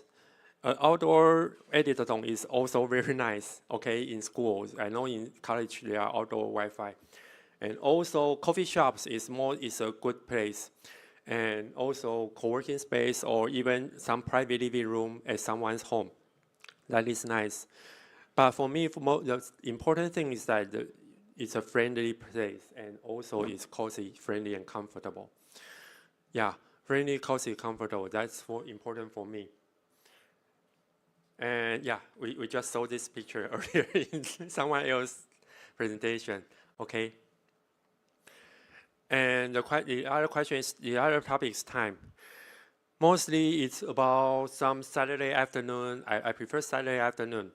And because we still have a Sunday to rest. But Sunday afternoon is okay, and some evening in the working days is okay. But the point here is to be regular. Try to be regular, and for example, try to run it monthly or weekly. If you want to write it weekly, be sure to keep it in every Wednesday night or every Thursday night. Yeah. The regular is very important that to keep people feeling that they need to come here next week or they need to come here next month. And then people have a feeling that they need to come here regularly. Yeah. Okay, then you have a place, you prepare yourself and your place and you have a time and then you try to promote it. Okay, and first of all, you have to start a portal so that people can find you. And portal is somewhere quite easy. You can start a website. Traditionally, you can build a website, but nowadays it's very simple. A Facebook fan page works too, or you can, in the middle, you can build a blogspot or a WordPress site. Yeah. And then you also need an event registration system, and there are many free event registration systems out there, and it helps you a lot.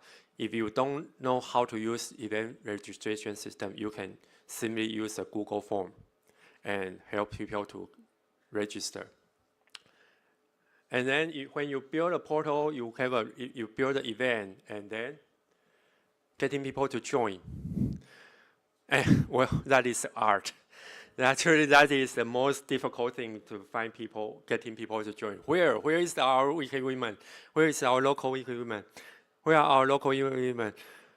First of all, of course, you can promote it in your local Wikimedia community, and then if I believe there are already some existing women in the local Wikimedia, get them there. And you can start your first meetup.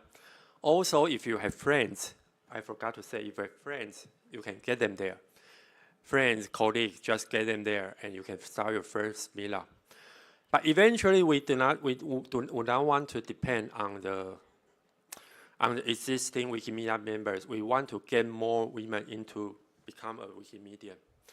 So that is the second thing, that after your first start, you have to get more new members. And also the next thing is getting allies. That is very important. Get together, work together with the local NGO and also with the local community, local user group. Okay, my time is okay. Then after you promote, you have a first and second or third meetup is success, and then that is the real problem here, to keep them going. To group people together. Yeah. Nowadays we have a lot of tools to help you to group people together, and one of them is the Facebook group. I think, and that is very important. It is for our Taiwan. It's very important. It's free and easy to use, And also for Facebook, Facebook group has a priority when displaying messages. So you can try Facebook. But nowadays we have also can build chat groups like Telegram group, like for Taiwan or Korean or Japan, we have Line. And also in your country, you have also your chat groups. You can build your chat groups. And the most, and in this process, one of the things that people may also may sometimes ignore is that to encourage people to friend one another. Yeah, because we are and so that we are building a network, not just a fan page. Okay, that is very different. We are not just building a fan page, and we are building a network. Okay, I think that's all. So, thank you.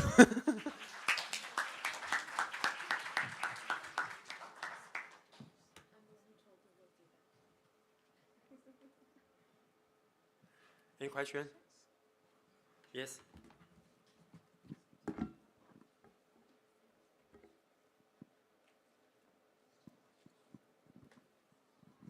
Hi. 1 minute.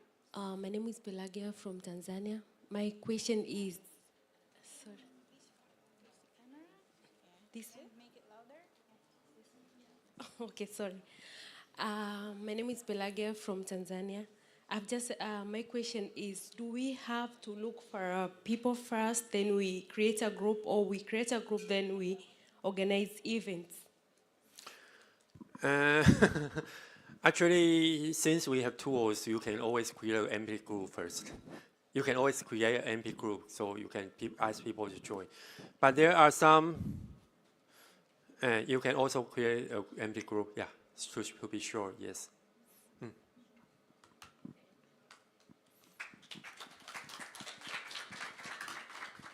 Thank you. Okay, thank you for that question.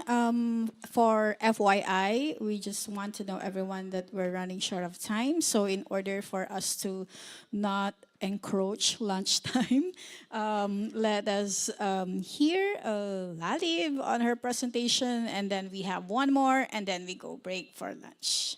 And then up next after lunch is on the plenary. Okay, thank you so much.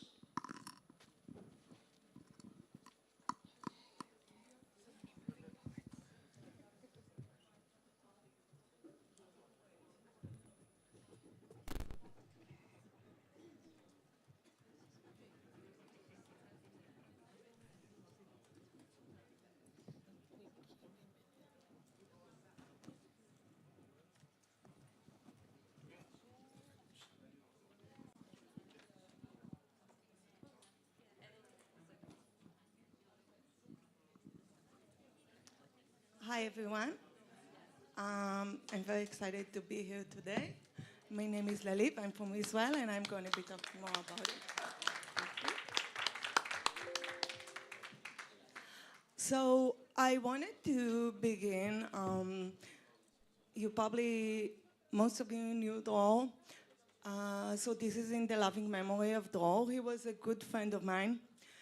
He wrote more than 8,752 articles.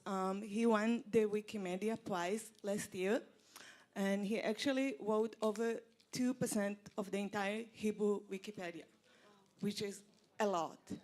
So I really miss him. He taught me many things I know about Wikipedia. He gave me a warm welcome, and we'll talk more about him. So I believe we all have a story to tell. I'm going to be telling you a little bit of mine. We're going to talk about local community, not just a virtual one. Of course, the gender gap and women writing. But first, I want to introduce myself. You all know what BARD is? It's a generative AI developed by Google. I will let him do the Laliv Gal is a job. Wikipedia editor, blogger, and marketing professional from Israel. She is currently the manager.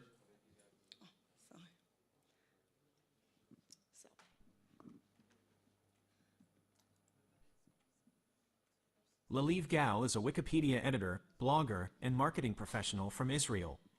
She is currently the manager of digital marketing and content creation at Clalent Health Services, Israel's largest health maintenance organization. She is also a managing editor at the Wikimedia Foundation, the nonprofit organization that operates Wikipedia. In addition to her work in marketing and technology, Lalive is also a passionate advocate for social justice and inclusion. Okay, so you heard her. Yeah, that's me, Wikipedia editor, social media manager, passionate advocate. He said that. Actually, in Hebrew, it's a female voice. We like it even more. So I started in 2016 to write in Wikipedia. I write about many different subjects, women, art, and food. So here's the situation in the world. I know it has been changed, but today we're going to be talking about Israel. So that's the situation in Israel. And now I want you to think about what could be the reason for that. I just want to say that my talk is mainly about women editors, mostly, and not about the articles itself. So I want you to think about what could possibly be the reason for that. And here is one idea: size matters. And I'm talking about our country size, of course. And of course, community matters. Yeah, we're that small. Has anyone ever been to Israel? Oh, okay. So it's going to be easier for you to answer that. How many people live in Israel? You have three options. Who thinks number one? Raise your hand.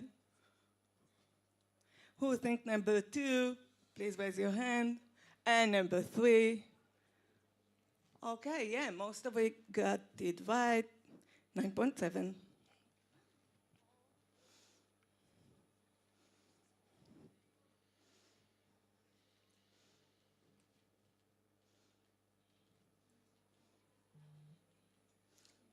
What is the area size? Who thinks number one? Who thinks number two?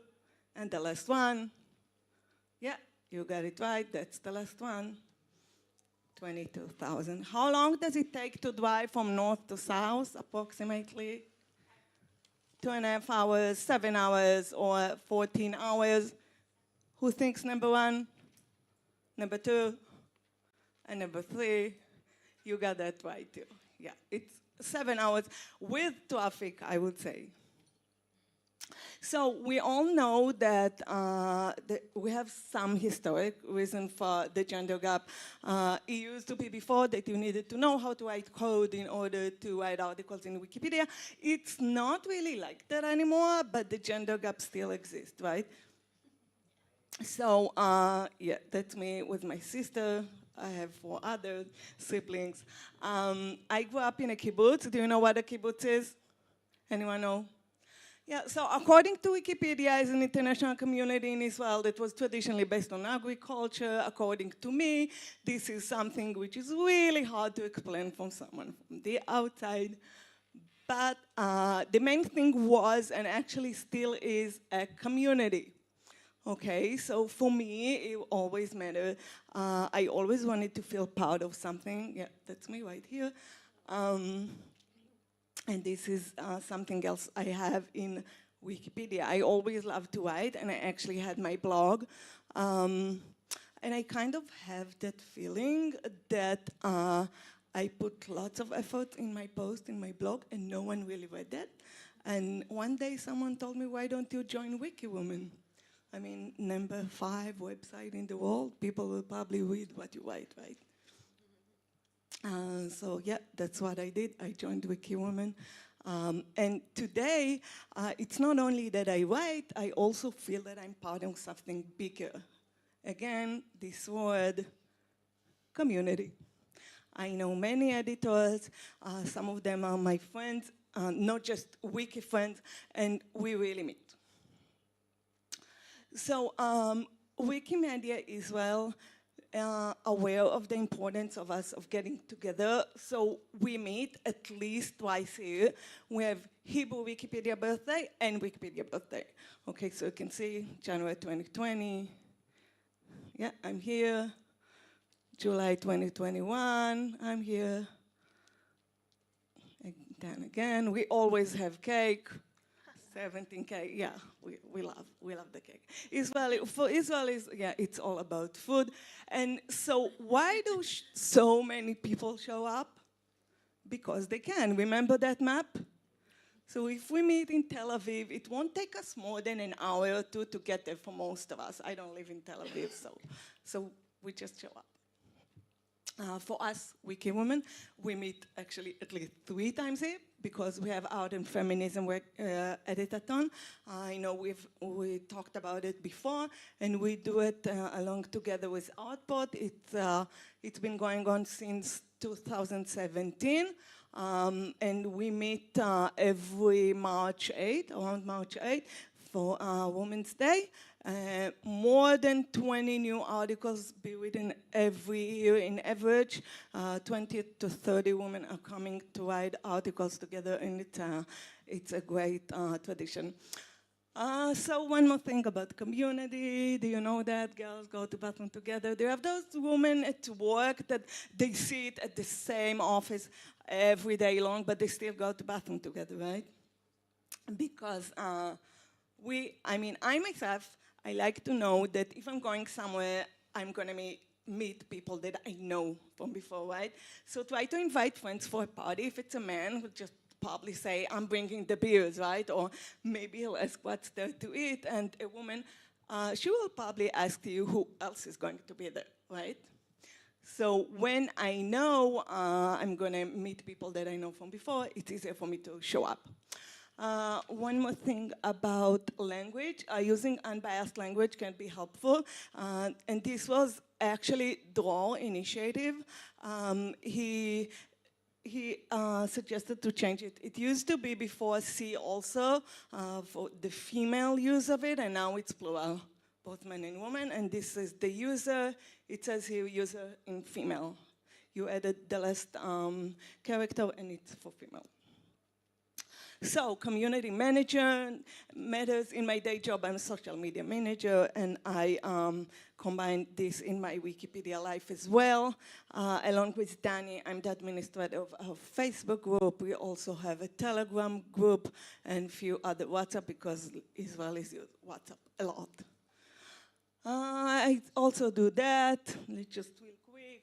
When I need something, I like to use the wisdom of the crowd. I post it up on my social media channels, and then I ask people for help. That's a cake that I wrote about.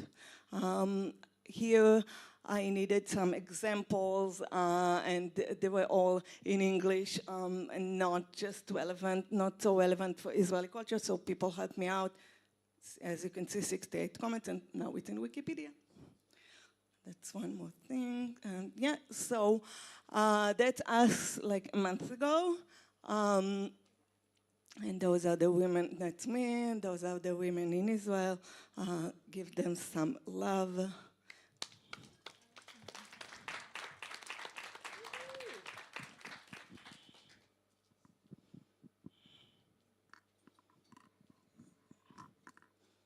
And I'm the last one. Thank you, everybody.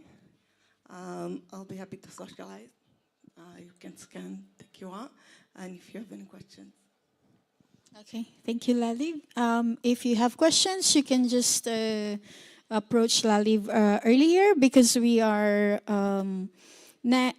introducing the next session or the next speaker, and it will be a panel with Rosie, with Emma, and with Lucy.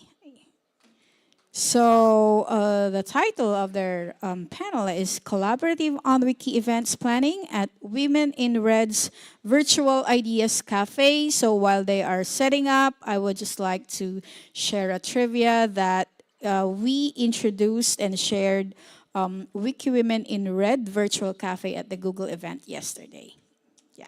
Yes. Thank you. You're welcome.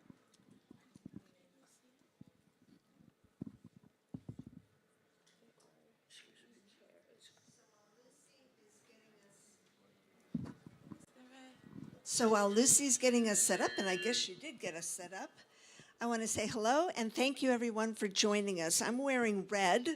I'm the co-founder of Women in Red, and my name is Rosie Stevenson Goodnight. I hail from the state of California in United States, North America, but my colleagues come from very far away other places. I'll let them introduce themselves. Tēnā koutou katoa. Good afternoon, everyone. My name is Emma. My username is chockmilk03. I'm from Aotearoa, New Zealand. And yeah, very happy to be here and meet you all today. I've been editing for about 3 years now and involved in events planning with Women in Red only very recently. Hello everyone, my name's Lucy and I'm from England and yeah, I'm another editor as well.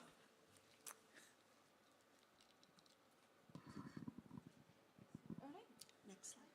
Yeah, I did. There are 8,100 page views of Women in Red's On Wiki main page in the last 30 days. 8,100 page views. That's a lot of people looking at what our community does and wondering how do we do it. By the start of this month, August 2023, Women in Red had facilitated 280 On Wiki events. Most of them were 1 month events. Some of them last a quarter. Some are contests. Some last a year. Some last longer than a year. 280 of them. And how do we do it? All of it on Wiki. No video calls, no emails, no Telegram group, no WhatsApp, no in-person meetups. On Wiki only. So how do we do it? While Women in Red has a robust On Wiki talk page with more than 31,000 comments made on it since our establishment in July 2015 at Wikimania, Mexico City. Planning events requires a special focus, and we manage this on Women in Red's subpage. We call it the Ideas Cafe. There we come up with ideas for our calendar of events. Some events, like I said, last a long time, a year. Some are collaborations with other Wikimedia communities, such as our friends at Art and Feminism, Afro Crowd, Wiki Asia Month, CEE Spring, Wiki Loves Folklore, and so many more. We sort out needed tasks, and then editors volunteer to complete the tasks. There's a list of common tasks, so we don't forget what needs to be done. Promotion of our events happens each month via mass messaging. Next month, repeat. Boring.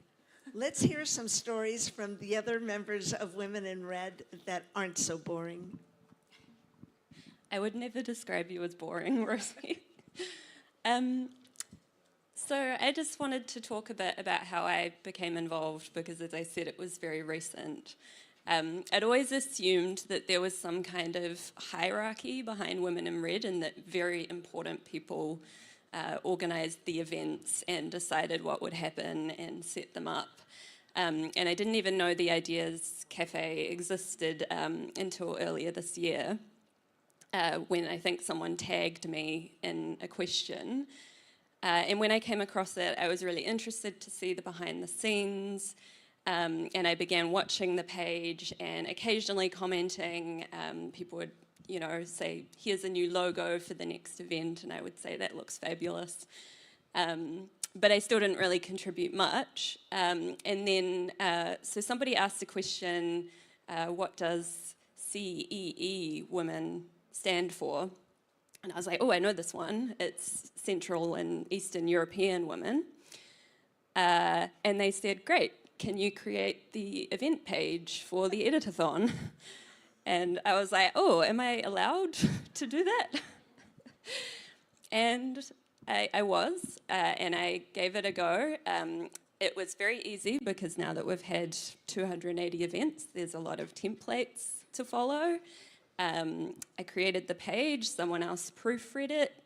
Like anything on Wiki, if you make a mistake, someone else can fix it. And since then, I've really enjoyed just contributing to Wikipedia in a bit of a different way by some of the behind the scenes stuff. And yeah, it turns out there is no hierarchy of very important people. If you're interested, go to the page and you can get involved as much or as little as you like, just like Wikipedia in general.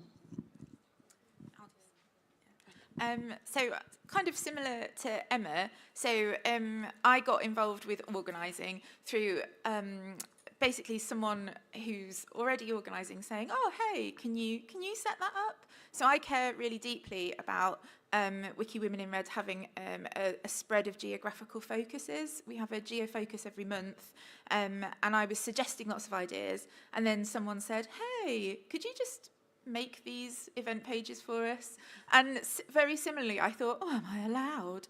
And then I realised, well, yes, we're all allowed, we're all equal, and we all bring our contributions. I edit a little bit less at the moment, but what I do is send our mass message every month. So if you receive that, that will be coming from me. So thanks. So and again, that came out of someone saying, oh, we need more people to send a mass message who can learn. And I thought to myself, oh, I do have less time, but actually that's probably a task that I can do, that I can take on. And it's really important to me that I do make a contribution. You don't have a community if you don't build it, and you can't build a community if you're not doing things and taking on tasks. So this is the thing that I feel that I can bring most concretely at the moment. No, I'll go. You go first. Yeah. So we thought it would be really interesting for us to talk a bit about how we achieve consensus on our ideas page. With Rosie, do you know how many people are signed up to the project at the moment? Something right under 1,000. Yeah, so there's potentially 1,000 different voices kind of bringing their ideas and their points of view as to what we should cover month by month and year on year. So how do we, when there is different points of view, how do we manage that within our ideas page? So Emma and I have got two examples to talk to you about. So the first one comes from 2021, and that's the image on the left-hand side of the screen. You can go to the talk page and find it. And basically, one of our, editors that we're really fond of suggested that we had a focus on North America. And then if you look at the discussion, immediately another editor says, oh, I'm not so much sure. We do a lot of North American focus. How about territories of North America, which have a much less of a focus and much less content? And then in the discussion, which is always respectful, the idea kind of moved and transformed itself. So we ended up with a 6-month focus on former territories or current territories of a range of different countries. So we looked at America, we looked at Hong Kong and Macau, we looked at the Dutch Caribbean, we looked at British territories, and we looked at Greenland and the Faroes. So an idea that kind of started as, let's do something for places that are quite well covered already, quickly morphed into something that was more specific. And another example comes from the organisation for one of this month's events. If you're interested, go to the page, have a look, contribute. It's the Indigenous Women Editathon, which has run in previous years, and it's one of my personal favourites to contribute to because coming from New Zealand, Māori and Pacifica women are underrepresented on Wikipedia. And I noticed a discussion where one of the regular contributors was asking whether we should be doing this event at all. And so what that came out of was last year, some concerns had been raised about people creating articles without properly vetting claims of Native American or Indigenous Canadian identity. So this is something I hadn't personally had any familiarity with, but I understand that in those cultures, your Indigenous identity is not a personal choice that you define by your own ancestry, but it's about whether the tribe or tribal nation that you belong to recognizes you as a member. So a lot of people might say, oh, I'm 1/16 Cherokee or something like that, but that doesn't mean they can call themselves a Cherokee woman. So someone was concerned that this might not be a suitable topic for an editathon because in the past there have been problems with people creating pages without properly checking. And there was a really, I wasn't involved in the discussion because when I saw it, it had already reached consensus. But I just thought it was such a respectful discussion. Everyone was listening to each other, understanding concerns. You know, nobody said, don't be ridiculous. That's an absurd concern to have. But then there were other people pointing out very respectfully that, you know, there's a lot of Indigenous cultures around the world, and without this editathon, many women would go unrepresented. So the decision was reached to put a note on the editathon page, basically alerting people to these concerns and where they could go for more information, including another relevant wiki project. And I just thought that was a really great outcome and really demonstrated how respectful and kind everybody is.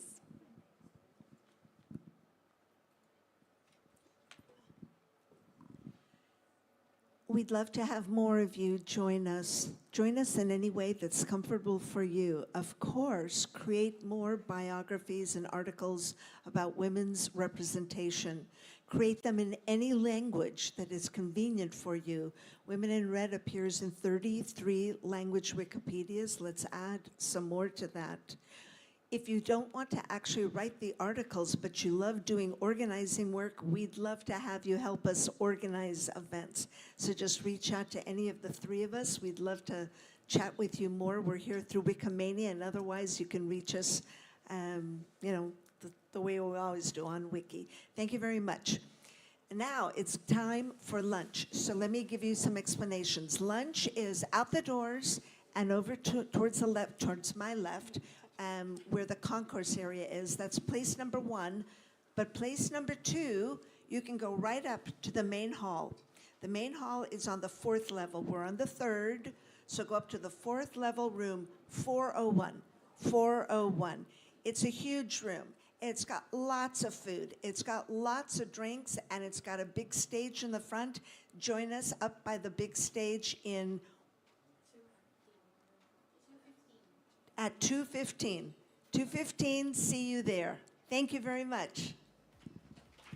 Thank you so much, Wiki Women in Red. But before we let you go, can I please request everyone to please come forward for a photo session? May I request the AV team to please project on the projector the Wiki Women Summit slide. So yes, we can have a background. So please come forward, everyone, and have a photo groupie session. Thank you for a solid, warm, meaningful, and informative morning session. Please come back at the plenary in 2:15 for our afternoon session and meet our distinguished fellow Wiki women later. So have a wonderful lunch, but before you go for lunch, let's have a group photo. I can be the one to take the photo. We will share the photo later, and we will upload it on Commons. Okay. Yes. I'm quite shy to ask, but can the guys take a picture of us? Oh, really? Okay.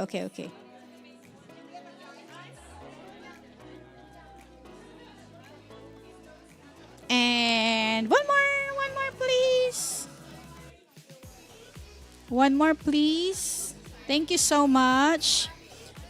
So, since we are going to be cranked up, okay.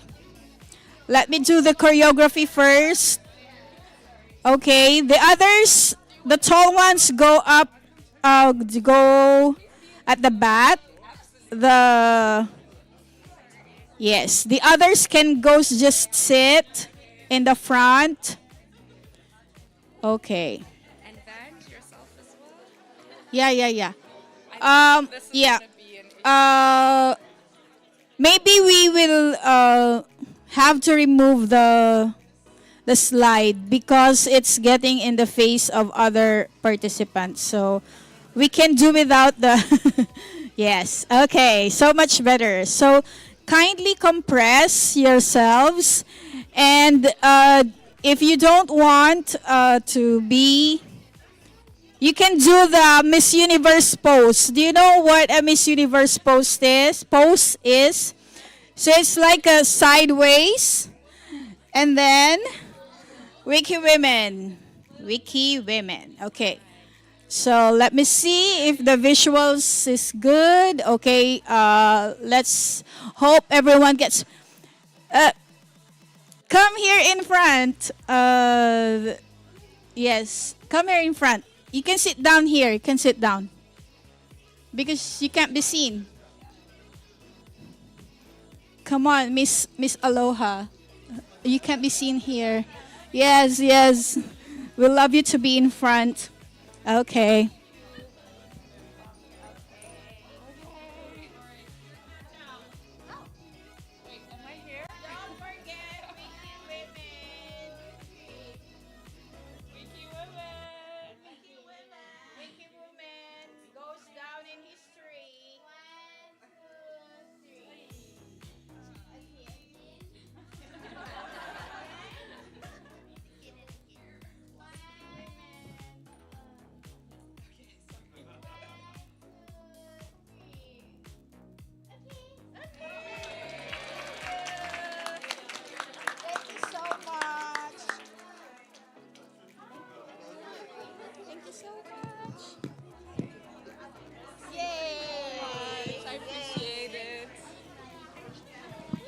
More pictures at the plenary later, so please come at the plenary for the afternoon session. Have a great lunch, everyone.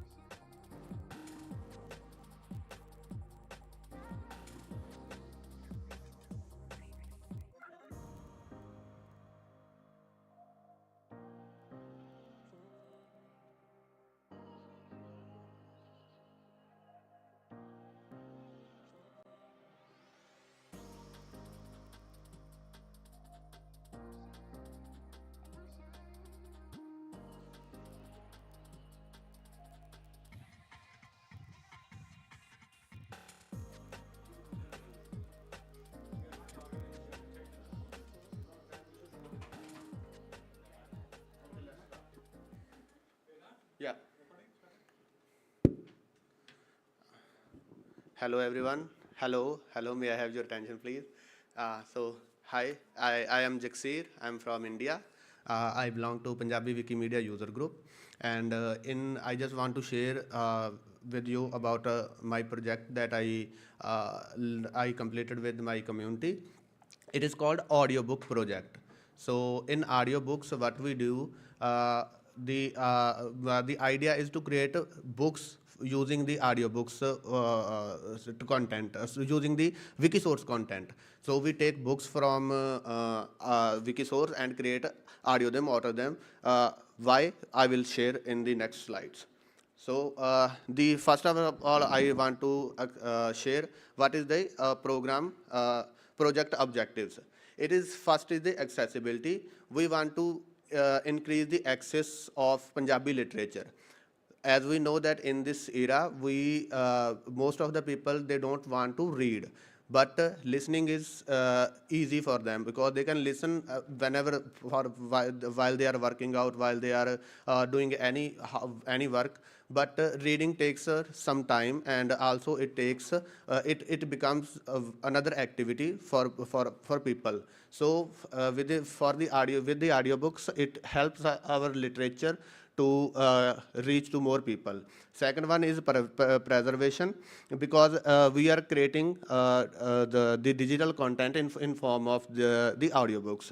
Second is diversity. What we have seen in our community, that most of people, they want to be part of Wikipedia, but they don't want to make any edits. They don't want to proofread books.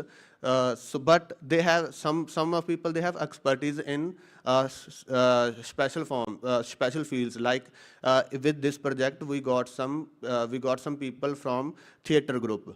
So they have quality to use their voice better than like normal people.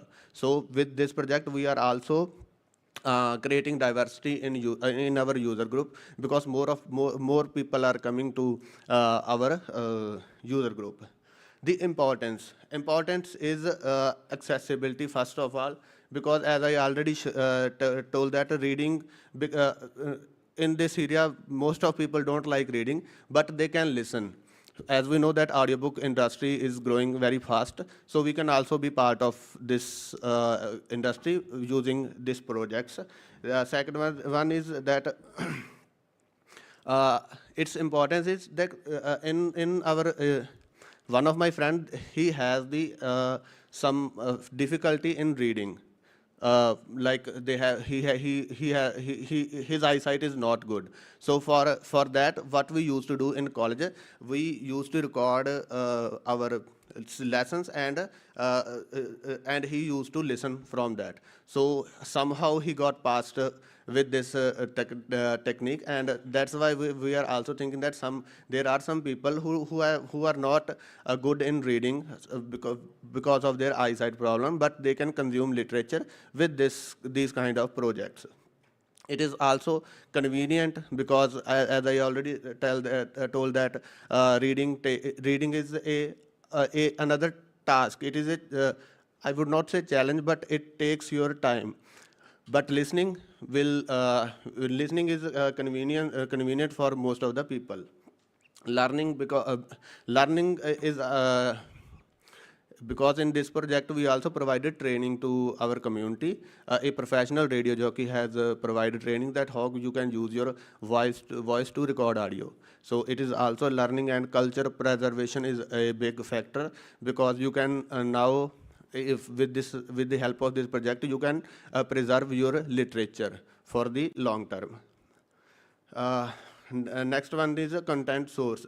We take content from Wikisource books that are already on Wikisource, so we don't have to be worried about the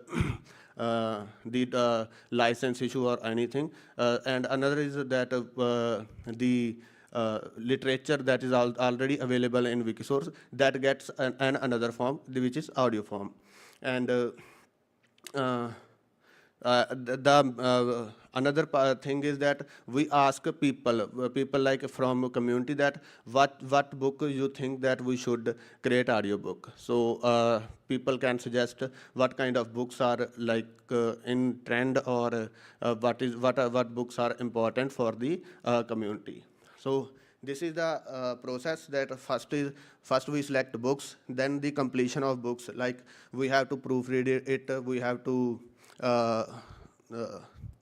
what is that yeah, that the transclusion thing and all of the thing we have to complete, because with the help of this project we have to create a book totally complete, like the last point is the transclusion. We have to transclude that book. And also providing voice-over training, as I already told that we provide voice-over training to participants who wants to create audiobooks. And also another one skill is also developed that, of recording and editing.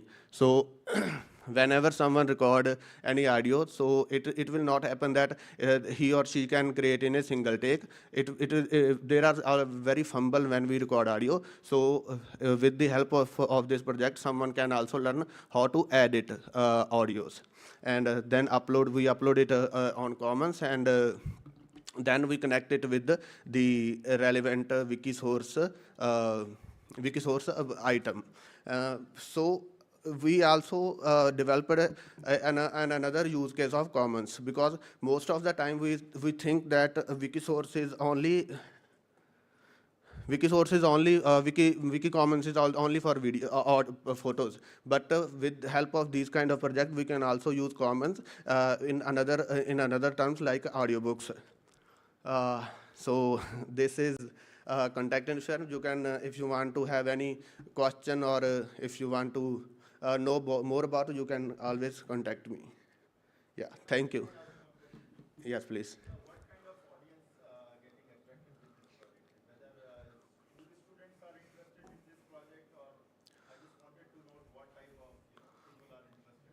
Yeah. Okay. Yeah. So audience. Okay. Yeah.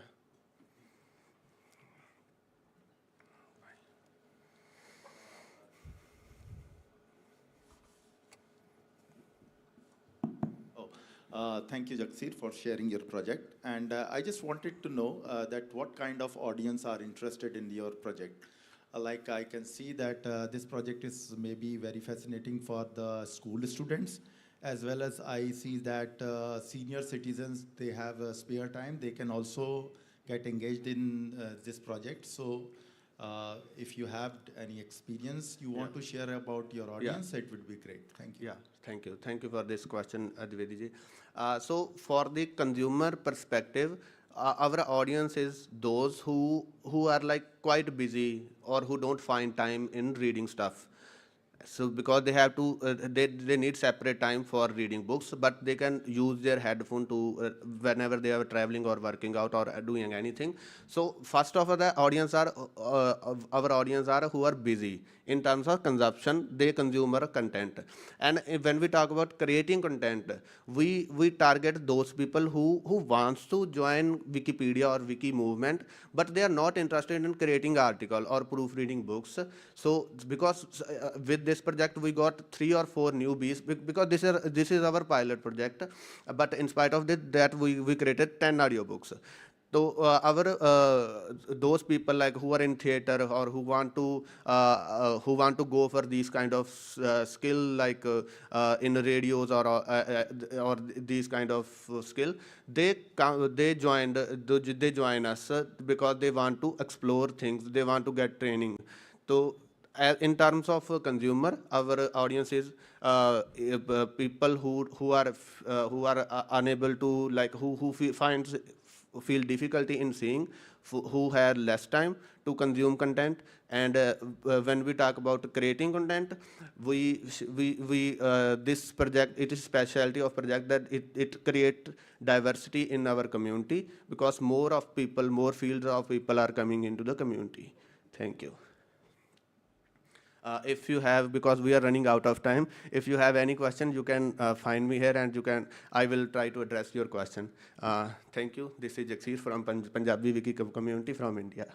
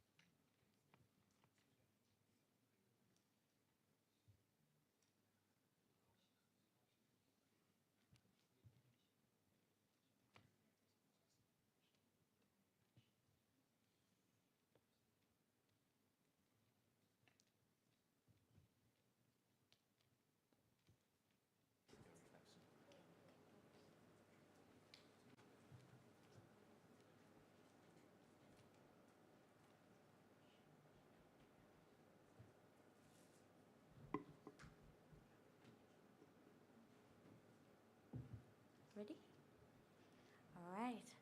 So I speak Luganda, and in my language we say, asiko bulamutasa mukono, literally meaning that when you are frying life, your hand can never be down. And this, as you see on the picture, was my state of mind last year in June when I attended the Wikimedia and Libraries Convention in Maynooth, Ireland. I am a GLAM project lead for my Wikimedia community user group. And at that point, most of the editors that were doing GLAM were fatigued with Wikidata and Wikipedia.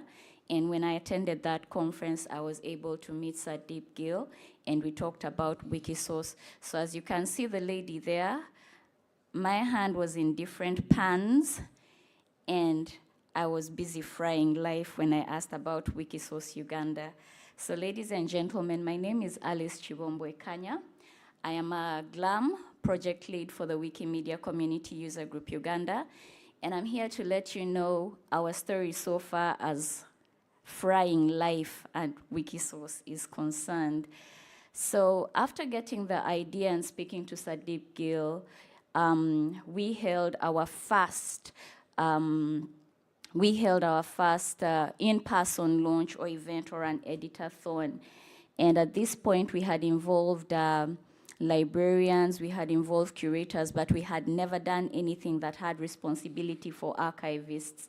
And this was an opportunity to involve archivists because we were dealing with archival material, and this is something that was in their backyard. And this was also a very good opportunity to learn to use other tools other than the Wikimedia Outreach Dashboard, and we were introduced to the Wikisource Contest Board. And after we had held an editathon for around a month or so, we were able to notice the response. There was a lot of interest, and we had a record number of at least 40 participants, and we therefore decided to customize a local guide to editing Wikisource. We customized one from the Welsh community. We changed the illustrations because they were a bit outdated, and we also used pertinent local relevant examples. And then because very many people after this were still not familiar with the process of digitization, how does it tie into open access projects, what are DOIs and Google OCRs, we then decided to pay a visit to the digitization unit of Chambogo University Library, and there we demystified the process of of digitization and reproduction of content for open access and open content. And a volunteer was also kind enough to be able to give us some Luganda texts, which we could then upload to Commons. And that's our story so far. The future looks bright. Again, I'll use Luganda, and this is another proverb that says, Gachali mabaga, meaning a lot has been done, but a lot is yet to be done too. So in the plans for the near future, we are going to have more editathons dedicated to Wikisource. We are going to begin engaging professional archivists. It's still an opportunity for us to pursue partnerships with digitization units, and we are also looking at being able to transcribe Luganda texts. So ladies and gentlemen, ewaffe gakyali mabaga. Thank you all, and see you next year in Poland.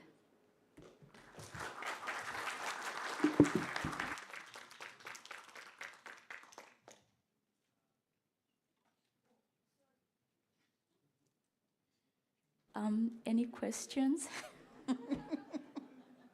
Sorry. Are there any questions for the Wikimedia community user group or for me as an individual? Yes, Derek. Okay,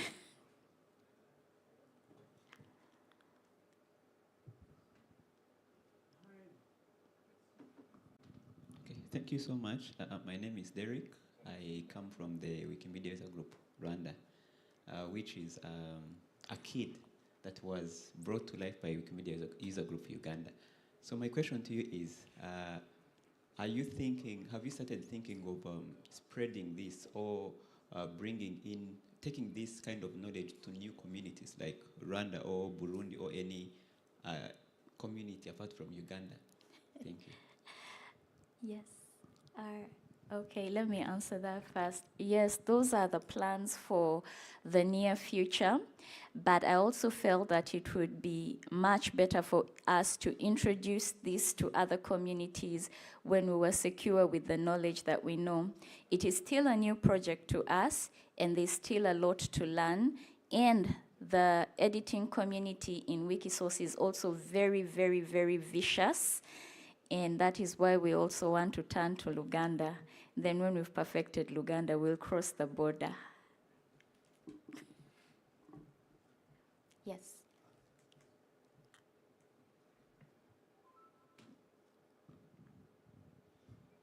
Okay, so thank you for your presentation. I really enjoyed it. So what kinds of texts exactly do you put on Wikisource, Wikicommon, Wikimedia Commons, etc.?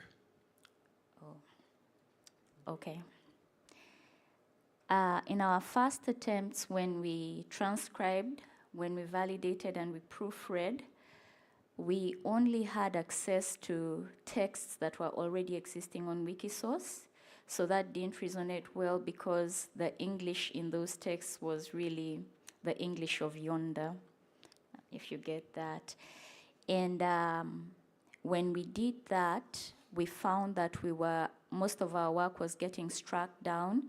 The goalposts were changing. Whoever it is that was checking out the work was changing the goalposts.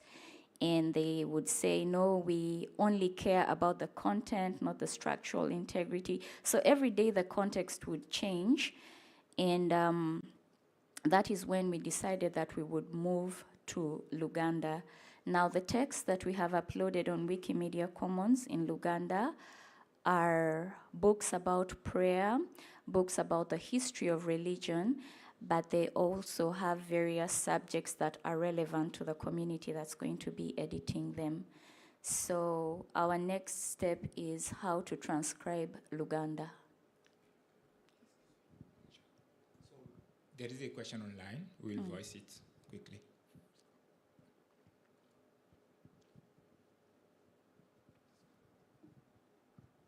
Okay, hi, this is a question from the Events Year platform from Lucy.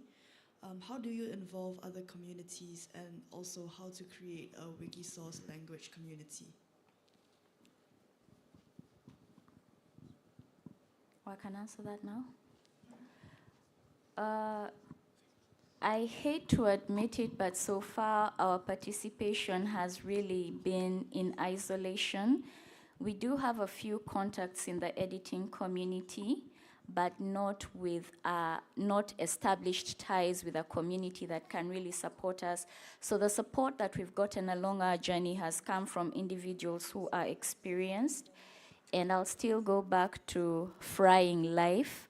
We are now going to fry in the direction of establishing ties with communities and see how that will go. But we also appreciate that for very many communities, they can offer advice, but when you have to put your shoulder to the grind, it's you who's actually going to be in the motor. So we have connections with individuals, and we want to expand it to communities now that we are aware of. Last question. Yeah, okay. Hi, good afternoon, everyone. I'm John Paul from the Philippines. I would like to ask about 3 questions related. First question is, does the language involved in the Luganda, do they have difficult sounds? Second, how do you manage to transcribe those difficult sounds? And do you use IPA to transcribe?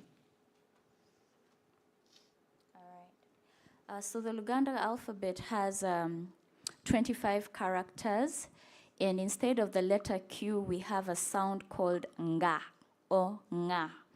And I'm not able to write it here, but when it's anglicized, we spell it as NGA. So that is one way we've been able to get over those characters. We have a Roman alphabet, if I may put it that way. That's that one unique sound. Now, the other questions that you've asked, they are a bit beyond us in terms of the technicality involved, and that is why we need to build relationships with people who've done this before, or developers who can actually help us do that, because we're talking about things that are in our heads, but we are hoping that in the near future meaning before December 2023, they will be now online or on some platforms. Okay, thank you. I think that answered my question. You're welcome. Thank you very much. Gachari Mabaga.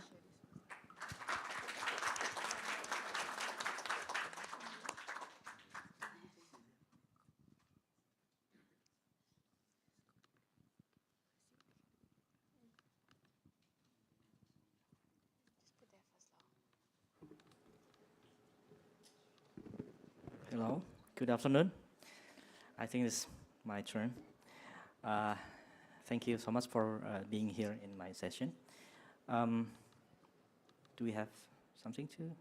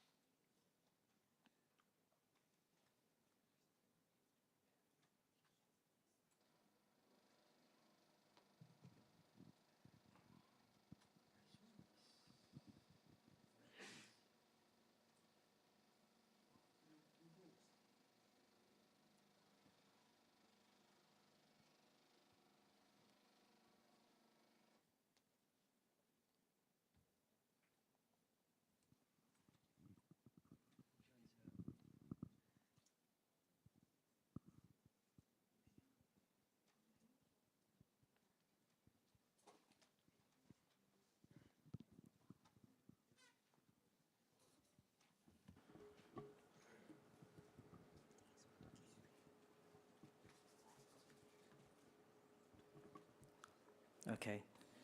Thank you for the technicality help. I'm about to share about our project here in Indonesia. We have a pilot project called Wikisource Loves Manuscript that handle some works on manuscript, including digitization and working on Wikisource. And it's not quite a simple presentation because we have our equipment for digitization in the field. So I will make it on 2 sessions. One is a short session for the introduction for the program itself, and one other is for the practical technique to digitize the manuscript. We brought also the manuscript from Indonesia.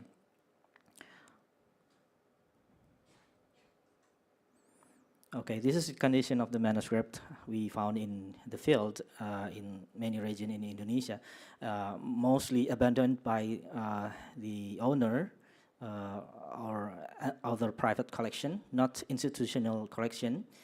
We are not talking about the governmental institution, but this is only, we focus on private collection or private institution like museums or self-owned library.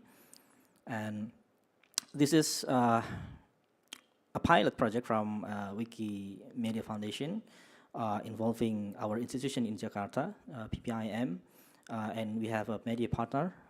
It's the major media, one of the major media in Indonesia, which is Tempo. And we do the digitization in 3 regions, which is 3 different islands in Indonesia.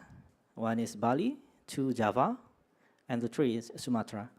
So it's quite far away from Jakarta, especially the Sumatra and Bali.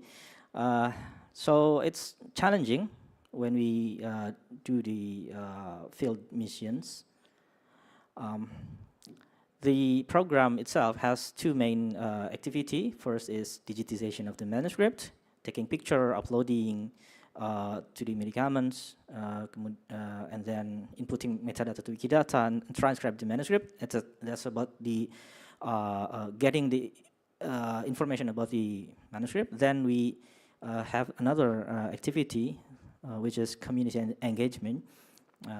We do workshop of Wikisource to the newbies, and then we will have a competition on the transcribing the manuscript. And also we have covered by some local news. This is the big workflow for the project. We can imagine that images from the manuscript can be uploaded to Wikimedia Commons, then the information about the manuscript itself, the codicological aspect, the size, the script, or the text information, like what the story inside, who is the author, and etc. Then we also retrieve the data from Wikimedia Commons, Wikisource, and we do the transcription for the manuscript with the same script that we got from the field. And then this almost end until this September. We are still working to gathering a whole of the information and a whole of the picture from the regions. So in September, we are going to publish the full report of the progress. So this is the situation of the manuscript digitization. So this is from the fields. We have Balinese manuscript, palm leaf manuscripts. This is musical notation manuscript from Yogyakarta, from Java. There's an ancient Javanese course who can make this unique manuscript. Then this is in another regions. This is the workshop for the newbies for the Wikisource that involve the manuscript to be transcribed by the participants. This is the situation from the workshop activity in 3 regions. As you can see, there is a picture of manuscript that transcribed into Arabic script, but in Malay language in Sumatra. And the proofreadathon is about to start by the end of this month. This is the sample of the metadata that input into the Wikidata. This is the transcribed manuscript, Balinese manuscript, palm leaf. This is the Arabic, Malay, and Minangkabau manuscript. As far as we have done, the digitization has resulting, it's quite significant result. We have almost 20,000 pages of the manuscript been digitized, and in short time we will upload it in to the Wikimedia Commons. We have also cooperation with the British Library. We have re-uploaded the 76 Japanese manuscript from the collection of the British Library to Wikimedia Commons to be able to work on the Wikisource. Okay, thank you so much for, this is the end of the presentation, I think. So, for we do practice, you can ask, sure? Okay. Terima kasih.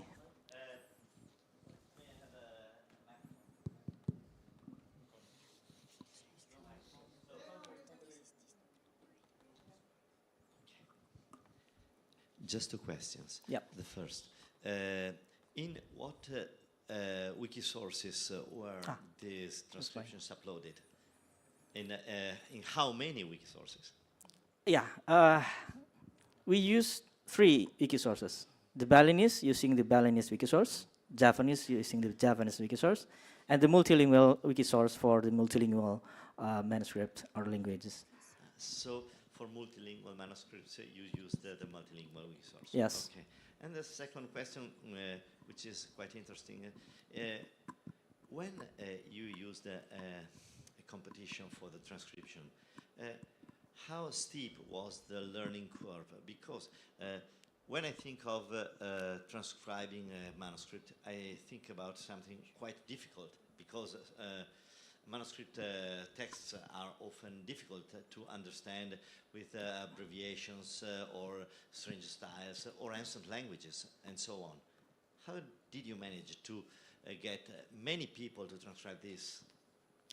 Okay, the first, we approached to have the workshop before, yes, to make a more candidate to be able to be as a participant on the competition.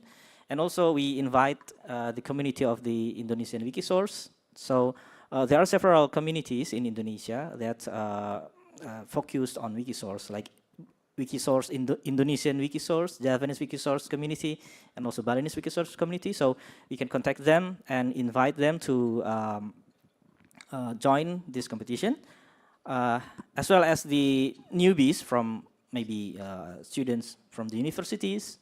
There are several guidance from the communities from Indonesia that can be used as help for the newbies, like a tutorial, something like that. We have also in our community. Yeah, 3. Yeah, we involve many communities here. I think, yeah, we have, we need more people to collaborate with this project. Okay, please. So I'm Nicolas Vigneron from Wikisource Community User Group. Okay, thank you. And I'm not sure if you know it or not, but the place of Wikidata and relationship with Wikisource is always been a question. And I see that you put Wikidata after Commons Some people prefer to do the other way around, Ah. starting with Wikidata. Why, how? If you have an idea of that, be interested. Okay, that's always challenging. Which will be first? You put the data first to Wikidata or the common? I think it. I put the image first, then make item, make an item to in Wikidata, and then connect it. Yeah, but it's not handy, not really handy, but yeah, it works as long as the data still have connection. Yeah, we can put all together. And yeah, the question also maybe how to represent the Wikidata items to more convenient way for the user. Yesterday, I met a friend from Uruguay, Jorge. He offered a new project that can represent the Wikidata items simpler than the appearance on Wikidata itself. So it could be another option to develop another landing page to search the manuscript or to query the result of the Wikidata. So yeah, we need to collaborate more, I think. So any question? Okay. I think we can share the digitization process. We have, I have my friend here, Alan, who is ready with the rig. I don't know how to, if we can share the screen. Yeah. I'm using Zoom to connect that laptop to the screen. So we choose to use the camera with a high resolution ability to get a high resolution image. So there are always options whether you use scanner, cell phone, mobile phone, or camera to use.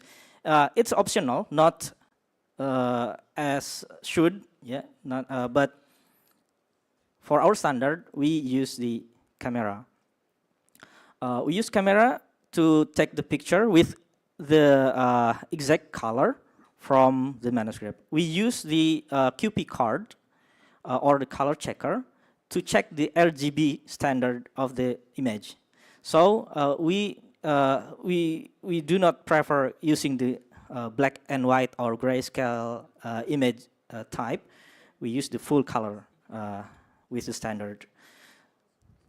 And then we manage to make coding for the manuscript item and also etc. Many things happen under at the back end of the process. This is a technical thing, so.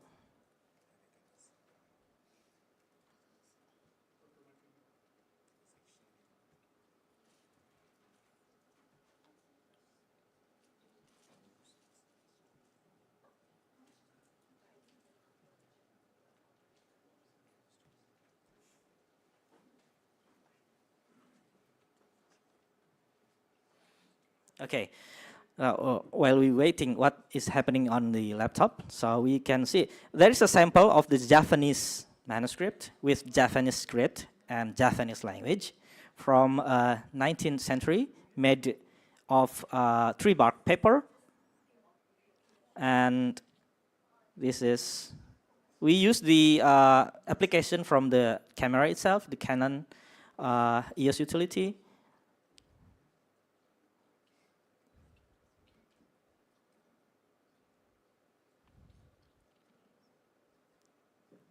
And then we need to measure the frame. This is the artistic part. You not only take the picture as what it is, but we have to make it more beautiful to appear.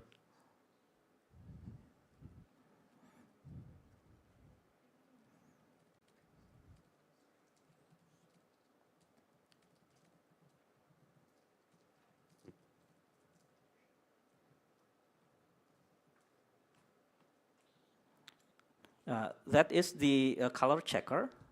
As you can see, there's a white and gray, white, black tag at the side. We can check that the color is matched to our standard, the RGB standard, red, green, blue standard. So the manuscript color will match digitally with the physical manuscript. Are we ready?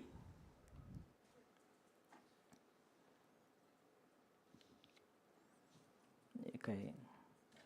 We have another setting standard for the other specification, like ISO setting and also the Kelvin setting.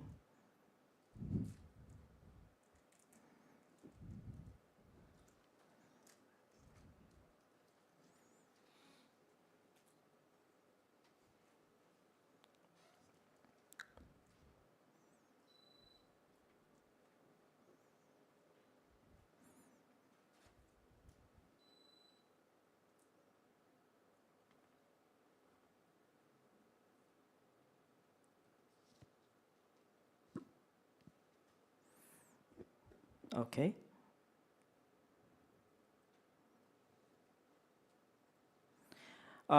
The image result itself produce two type of image.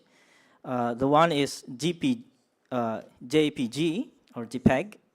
The other one is RAW or uncompressed file.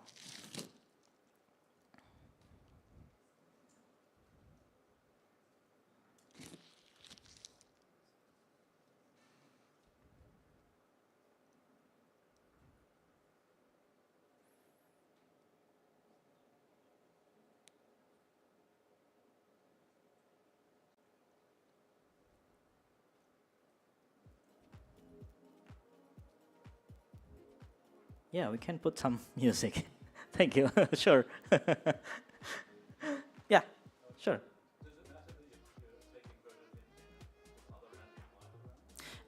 Yeah, that's also challenging in when we do it in the field.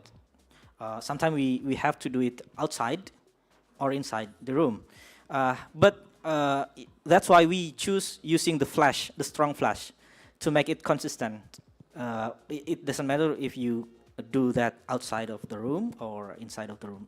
The flashlight can handle the what is the standard. But yeah, even we have to make some adjustment in the first time to match the standard. Yeah, what is called calibration. Yep.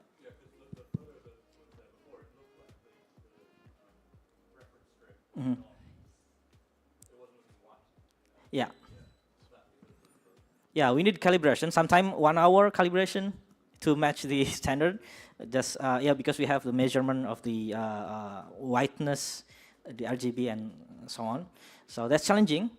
Sometimes in one day we have to readjust or synchronize again after 4 or 5 manuscripts. So yeah, that's another things. And challenging, but yeah, we have experience to do that. We can do that. Okay, thank you. Okay, this is the result of the manuscript. So we put some different folder for the identity. The recto side, the verso side. The recto is the front, and the verso is the back side of the page. So we also tend to have one page in one shot, but sometimes the manuscript size is small, so we can do one shot 2 pages. And for the palmless manuscript, we use one shot 2 pages because that's a different alignment and different layout of the text, so we have to make some adjustment.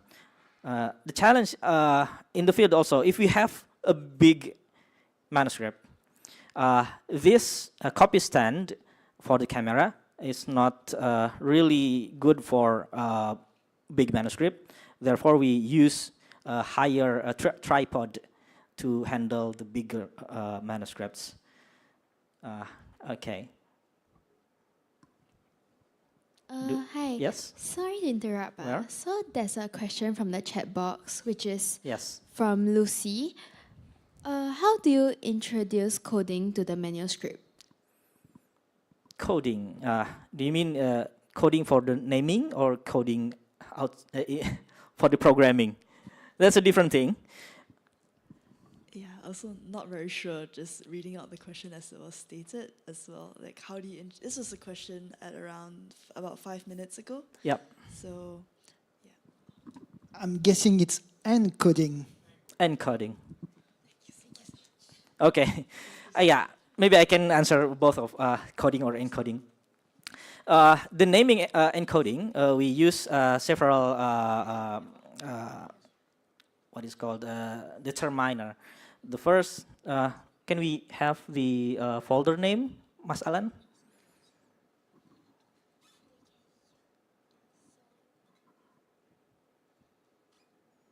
Yep, that one. We have a folder, which the name is WMID 0001 and 001.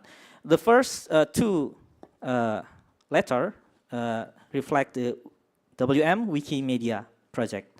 And ID is for the ISO code for the country, Indonesia. And also 00, the first 4 digit reflect the number of the owner. And the last 3 digit reflect the number of the manuscript. So we can trace where country, which owner or which collection, and manuscript number what. So because this is a pilot project, we hope our guidelines, we have also arranged a guideline for digitization with this style. We hope this kind of encoding or naming for the file can be used abroad based on country code and collection and the manuscript number itself. And in the metadata, we have also this code, but for the title to be used in Wikimedia Commons or Wikisource, we use the title from the text. For example, Ramayana story, we use the title Ramayana for the Balinese text, for example. So not only the code we put on the title. So that's hopefully answer the question. We will check with her right now. Okay. Yeah, and we'll get back to you. Okay. Thank you so much. Okay, is there any comment for this program? One thing that I noticed from the project, especially from the friends or communities in the regions, was difficulties on communication with the owner of the collection.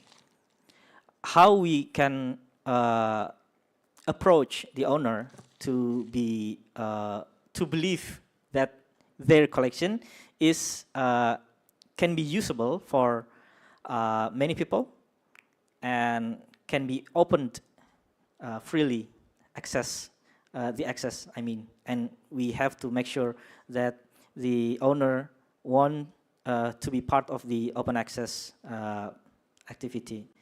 Some of the owner reject to collaborate because the collection is like sacred to them. Not every single day can be opened, can be read, can be touched. Most of the manuscripts still like a cultural taboo. That's part of the culture, and we have to respect that.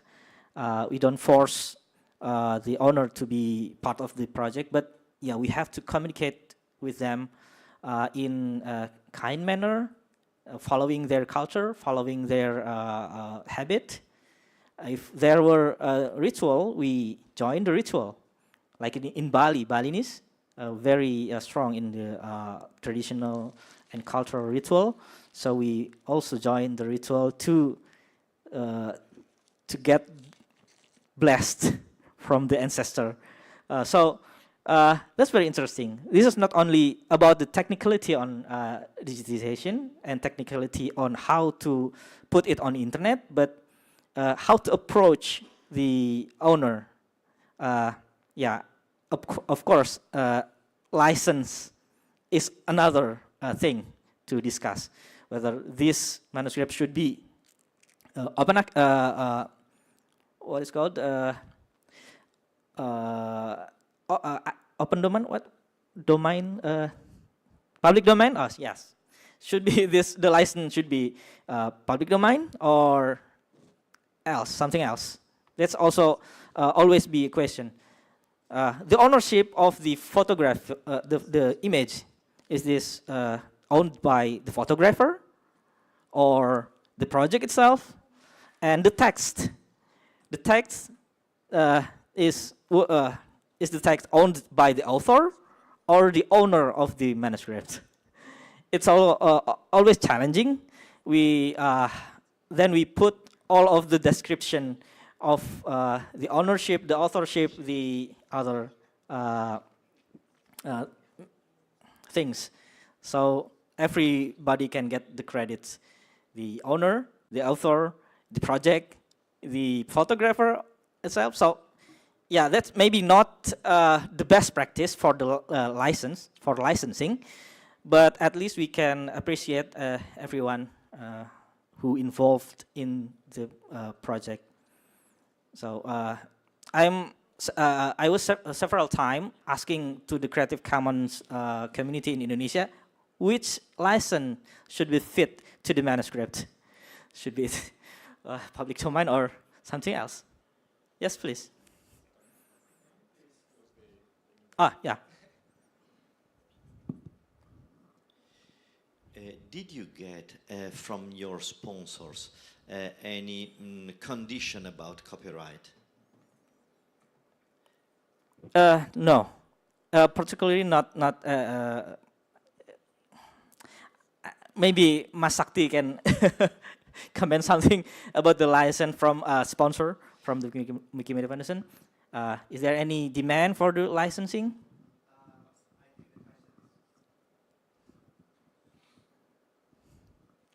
I think the question is more related on the licensing from the owners of the manuscripts.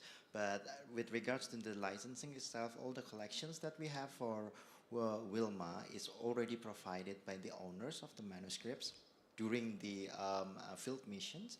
And apart from that, there is a in-kind donation of already digitized manuscript from British Library, which we already resolved about the licensing issue. I hope that answered your question. Mm-hmm. Yes, you clearly answered my questions. Just to talk to the audience, there is nothing like a free coffee or a free beer. So I thought about institutions giving sponsorships or giving funds to Wikimedia-related initiatives or projects. Sometimes they are quite loath about the free licenses, and so as long as we talk with libraries or state institutions, we do not have real problems.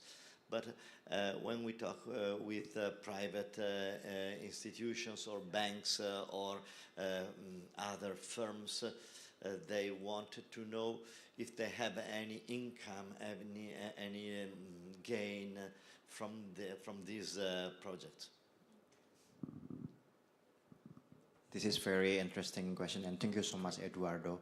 Well, maybe for your context, the funding for Wilma project actually coming from the Wikimedia Foundations. At that time, we have initiatives fund. And I totally agree with you. Sometimes when we are engaging with private institutions, might be quite challenging. It's literally everywhere. But, you know, according to my experience, it's based on the mutual understanding and whether there is a line that we need to cross or not. In this case, we would prefer to collaborate with institutions that has, a good intention for heritage preservations. So it's like an option whether we are moving forward from sponsorship from private enterprises, or we can collaborate with maybe government-related institutions or other non-profit foundation that have the same mission alignment with us. So yeah, that's my opinion. Thank you so much. Okay, thank you so much, Mas Sakti, for the additional information about this. And maybe I have another comment about the consent to the owner. We have a consent sheet that signed by the owner, that the owner willing to collaborate with this program and to upload to upload the collection into internet, specifically into Wikimedia platforms. Yes. My question is, sure. What kind of software you are using for the image manipulation? Is it proprietary software or forced software? It's it's proprietary. Proprietary. Yes. Okay. This is from what is called ACDC or image, something like ACDC software. That's for managing the folders, as well as to check the color standard, the RGB standard. We don't actually manipulate the color or the image. It is what it is from the field. So we have to manage synchronization or calibration in the first time we set the equipment. So we don't need to manipulate the image. There's no change on the color, for example, or format. At the end, we have to convert the images into one PDF file to be uploaded to the Wikimedia Commons, but not changing the size of the image, size of the wide and width and height, and also the resolution. That's converting to PDF also challenging. Sometimes the PDF software engine did something weird, that the output of the PDF format is not matched to the original image, JPEG, for example, or the resolution is decreased. But we can always find solution for that. Mostly for converting, we use the open source program from, I'm using Linux actually. So there are several software can be used, open sourced, for converting PDF. Yeah, that's always optional, whether we use open source software or proprietary software.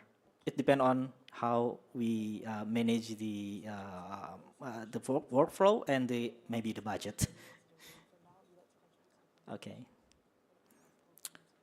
We still have time? Yeah. I'm still open if you have another thing to discuss. Yeah, maybe I can say something again about the script or the letter or the writing system.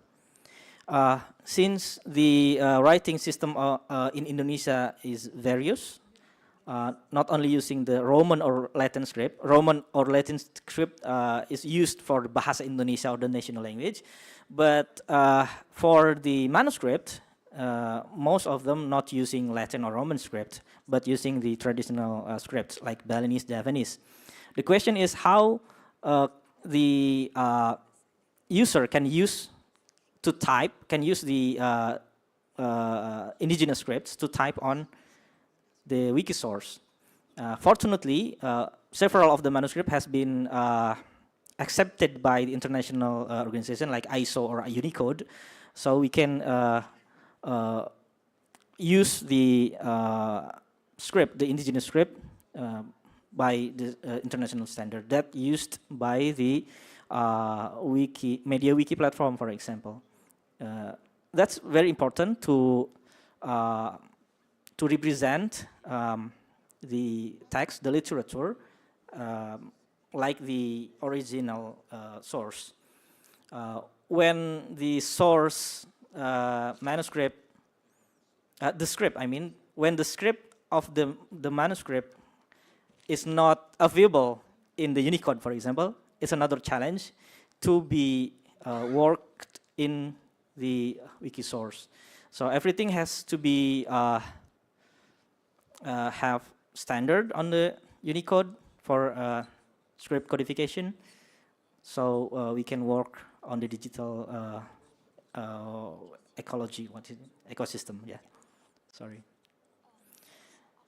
That's also challenging because not many people in Indonesia can type on the indigenous script, even though the indigenous script are taught in the schools, but only for educational purpose, not for daily activity. We still can see, if we go to Java, everything is written in Latin or Roman script. But maybe since past 5 years, the revival of the indigenous script in several regions like Bali, we can see the signs, several signs in airport or governmental office, no reuse the indigenous scripts. I don't know if they can bring the indigenous script to be able as daily use, but fortunately the digital environment like wiki source can be a good documentation platform for the indigenous script in the digital platform. Okay, that's all I think. If yes, we still have time, but I'm finished. Thank you so much for the attention, and if you have any question, please let me know, maybe after the session or on the free session. Thank you so much, and bye.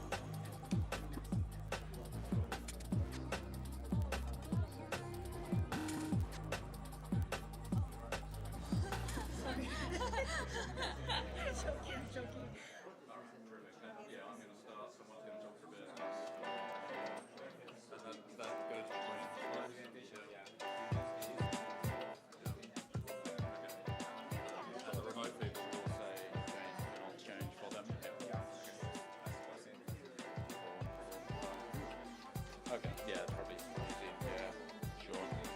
Yeah, sure. All right. Good.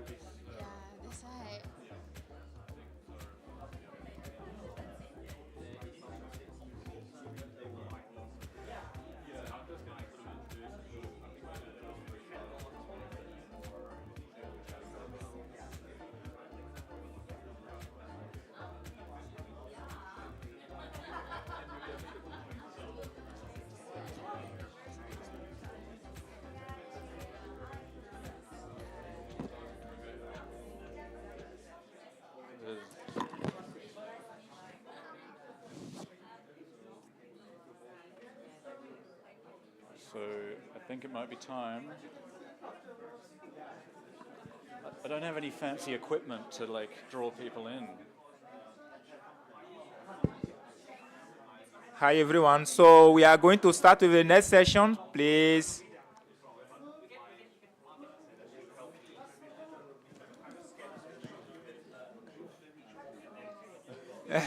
Take a seat. Next session now.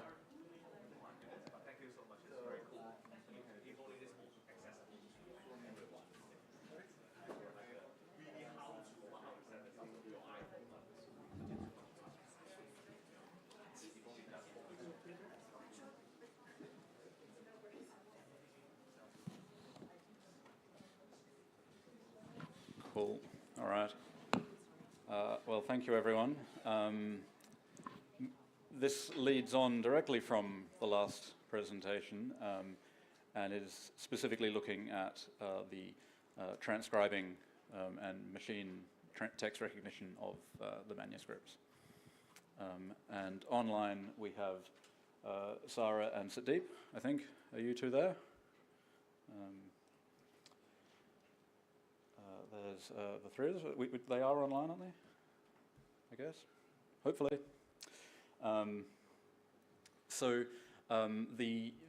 The process that we've been going through for the last year or so is, well, in fact, going back before that, sorry, we have we had two existing OCR systems for Wikisource. First of all, we had Google OCR, and then we added Tesseract a couple of years after that. And the project in the last year has been to add a new system called Transcribus to the set of OCR tools available.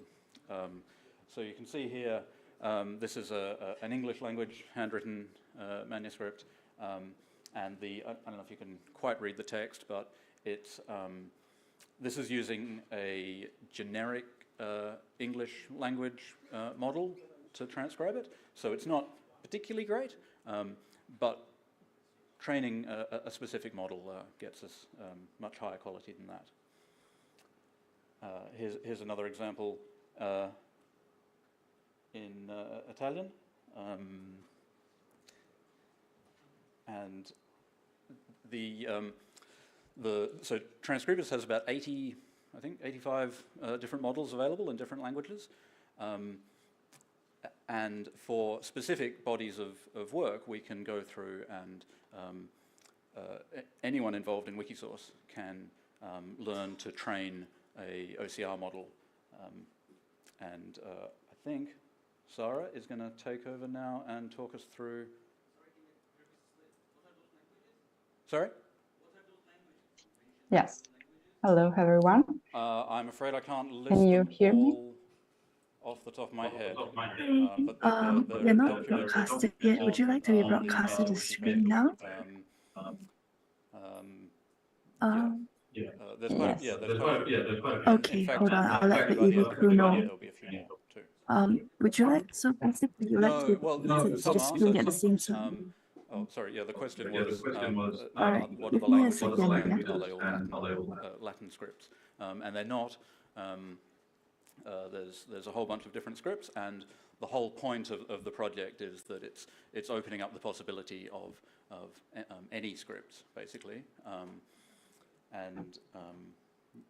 There's certain requirements for the minimum number of pages you need to train a model and things like that. And I think if we switch over to Sarah now.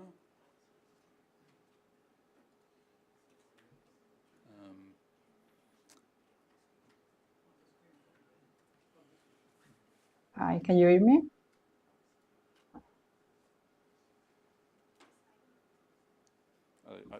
Does anyone know if they can hear us? Oh, right.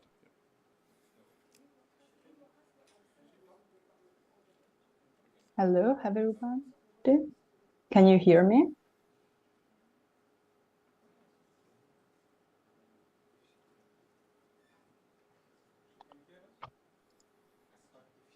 Sarah, can you hear us? Are you there? Or Satdeep, Yes, I can hear you. Can you say something, Sarah? I'm trying to talk, but I'm not sure that you can hear me. She's speaking now. She's saying, Hi, so sorry. Just give us a little time. We're trying to solve some technical difficulties.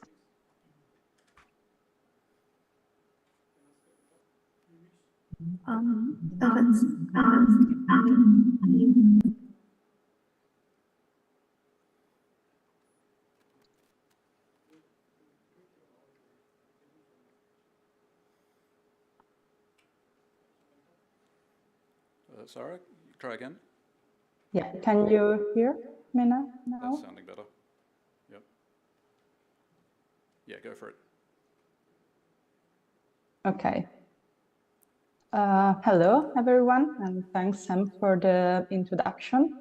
I will explain you what is Transcribus. So Transcribus is a platform and an early designer to simplify the time-consuming and laborious work with historical documents. So the main idea behind this platform is to help researchers and users who want to work with historical documents and give them the opportunity to train AI models to automatically transcribe their documents. And the main goal is to help people who can't read all scripts or to fasten the transcription process so people can concentrate more on the content. Next slide. What does Transcribus make possible? The main thing is the automatic transcription of unwritten and printed documents. Sam show you what is possible with the OCR integration in Wikisource. So you can automatically transcribe an image, handwritten or printed, and right now we have more than 100 public models trained by the Transcribus community, and 11 have been integrated in the Wikimania OCR. But it's also possible to train AI models for any languages and script without the need without coding skills or fancy equipment. You can just a laptop and an internet connection is enough to train a model. This collaboration between Wikisource and the ReadCop, which is the cooperative behind Transcribus, started thanks to the aligned values that we have. As you know, the Wikimedia movement is community-led, mission-driven, and not-profit. Transcribus is sustained and developed by ReadCop, a cooperative, and our motto is purpose before profit. And we try to support as best as we can educational and non-profit initiative. And also for us, the community is very important and has a big voice in developing the platform. Sam show us the available model, but what you can do when no model is available for the language script of your document, at this point you need to train a model for your documents. So you need to teach a computer how to read your documents. And this is possible in Wikisource. You need to switch to the Transcribus platform to do that. I will just give you a technical background.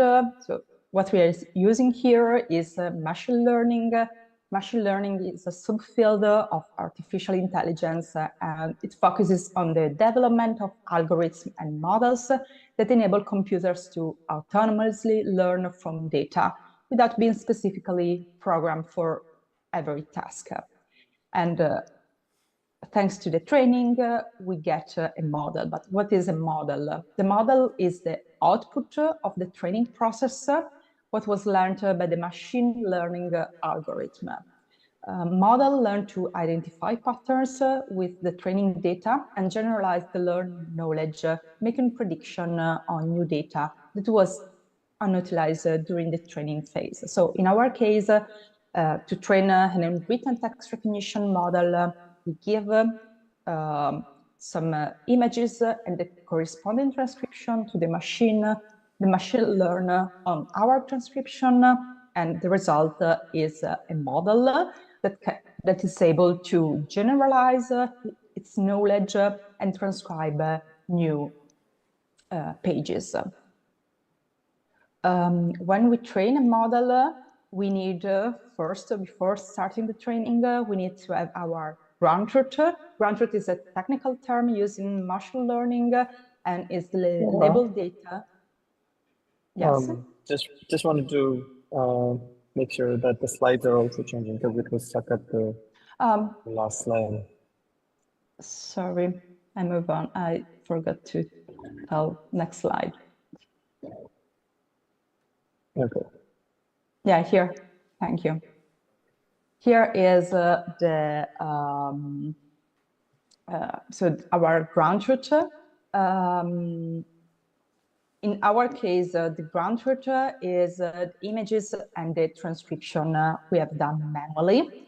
And during the training, we need to split our ground truth in two groups, the training set, which are the images and transcription on which the model learn, and the validation set, which is around 10% of the training set, and the validation set is the pages on which the model attests its accuracy, and so in this way we can tell how well the model performs. Next slide. So now we will see the steps to train a model. First, you need to create an account in the Transcribus platform. Creating an account is free. And then you need to create a collection, upload some images, do the transcription, and start the training. And next slide, we will see it step by step with this video. Okay, can we switch? Okay. So this is the interface of Transcribus. You see there is the work desk where we work, and then the training tab. We will use it later only to train your models. And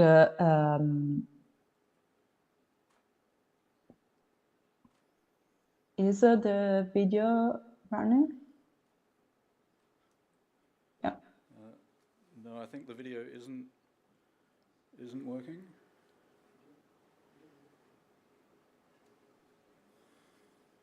Someone needs to play the video on the slide. Go to the slide and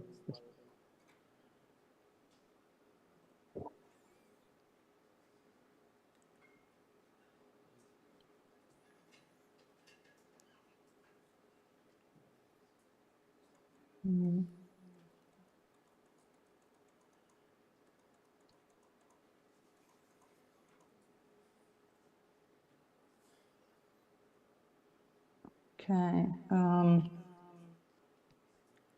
no, we're just trying to figure it out. Okay, in the meantime, I can just explain you the process. So after that... there's a question if there is a link to the video. Okay, they found it. Yes, it's this one. Yeah.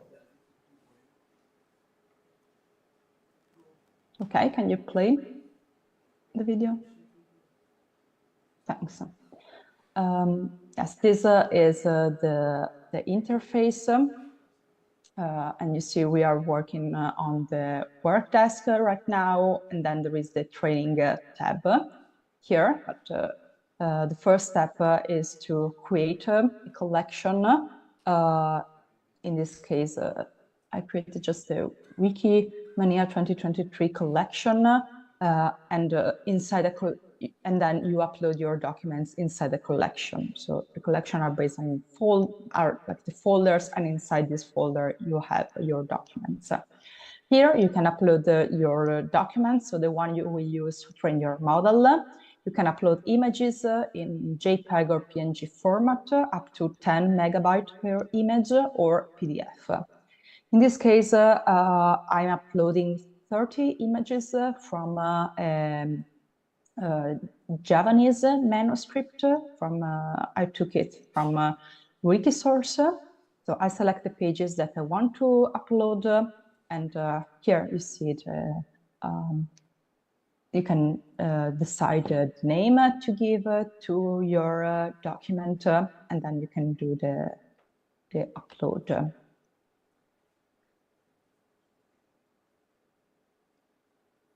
And you just check that all the images are there.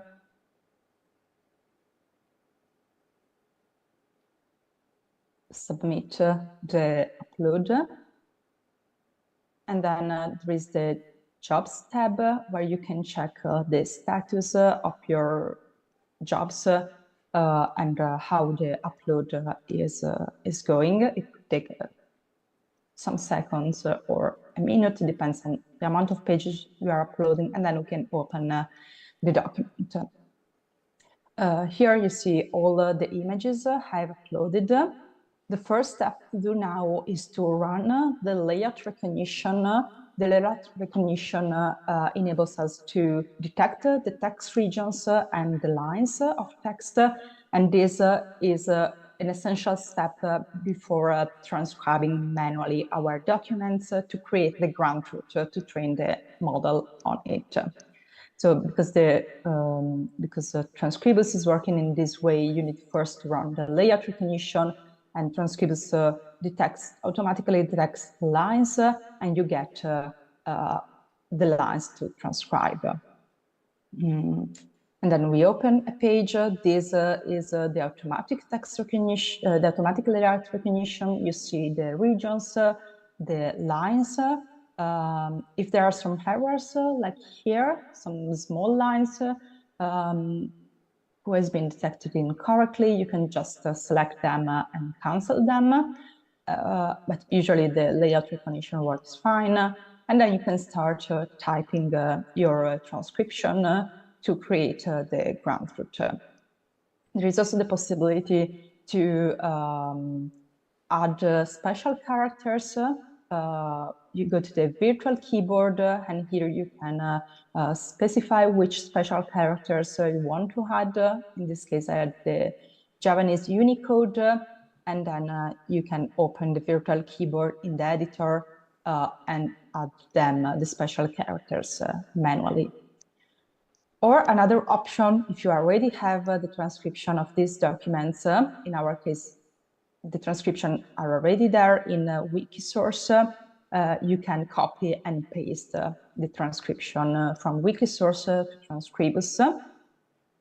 The only downside here is that as it is now, you need to do it manually, line by line, so it's not possible to copy the entire text, because if you try to do it, all ends up in the first line and the match isn't correct, but we are trying to work on it, so we hope that soon it will be possible to copy the entire text and assign it automatically to the correct line.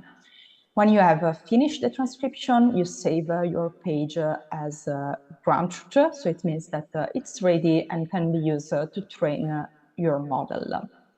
Now here we have 30 pages of ground truth. You need to have at least 25 pages of ground truth to train a model, and now we can go to the training page. And here, just select the collection with your ground truth. You are asked to add some details about the model, like a name, a description, the language, and the centuries of the documents. In this first step, when you train a model, the model is by default private, so only you can see it and use it. So these metadata are just for you.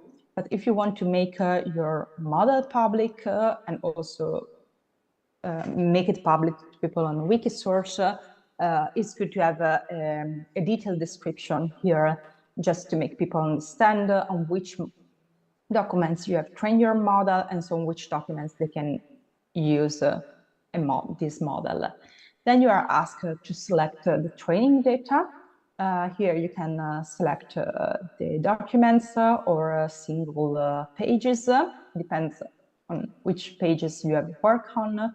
And the next step is to select the validation data, so the pages on which the model will attest its accuracy. Our recommendation is to automatically assign 10% of the training data to the validation data.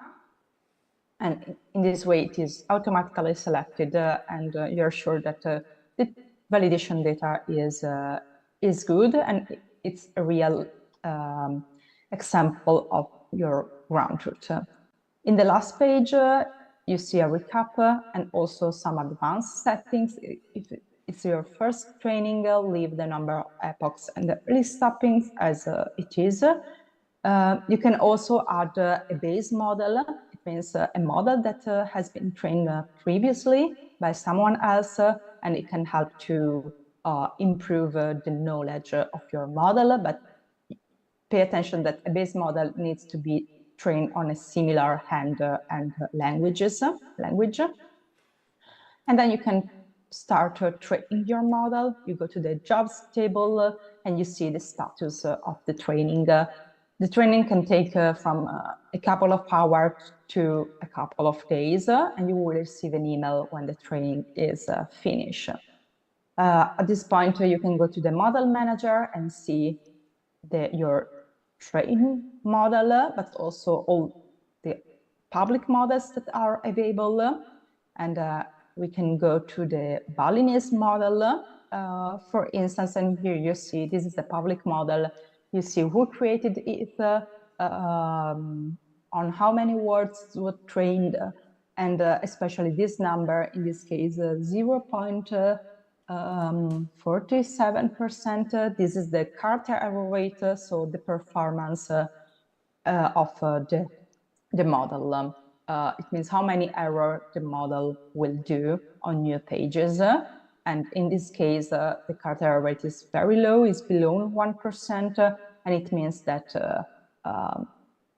the model will transcribe around 99 characters correctly and will make only one error. So if we can go back to the slides, I would just show you what to expect when you train a model and how many ground truth you need. Yeah, we're just getting the slides back. One moment. Okay. So the amount of ground truth for printed text is lower than for handwritten documents, and usually handwritten text recognition is better than standard OCR for historical prints and newspapers, because it's specifically trained on that type of script. For printed text, you just need around 5,000 words, so 20 pages of transcribed pages, and the character error rate you can reach is between 0.5% and 2%. If you want to train a model on unwritten documents, the ground truth, so the number of transcription should increase. If you have just one hand and simple writing, you need 10,000 words, and the expected character rate is between 2 and 4%. If there are several hands all seen during the training, you need several 10,000 words, so 10,000 words for each hand, and the character rate will be between 4 and 6. And if you have many hands, you want to create a very general model that is capable to deal with hands of the same period, but also had hands not seen during the training, you need more than 100,000 words. And the character rate will be between 6 and 8%, because it's also capable to transcribe new hands, but the number of errors increase. Next slide. And when you have trained your model and you want to share this model with Wikisource, first, you need to send an email to the transcribers team and ask to make your model public, and we will get back to you asking you some questions of your model, like who needs to be credited for it, a short description, to help users to understand what this model is can do. And then in the Wikimedia OCR tool, you can make a request to add the model, to add this new model from Transcribus to the OCR tool.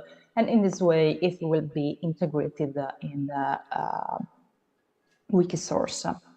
Now I pass the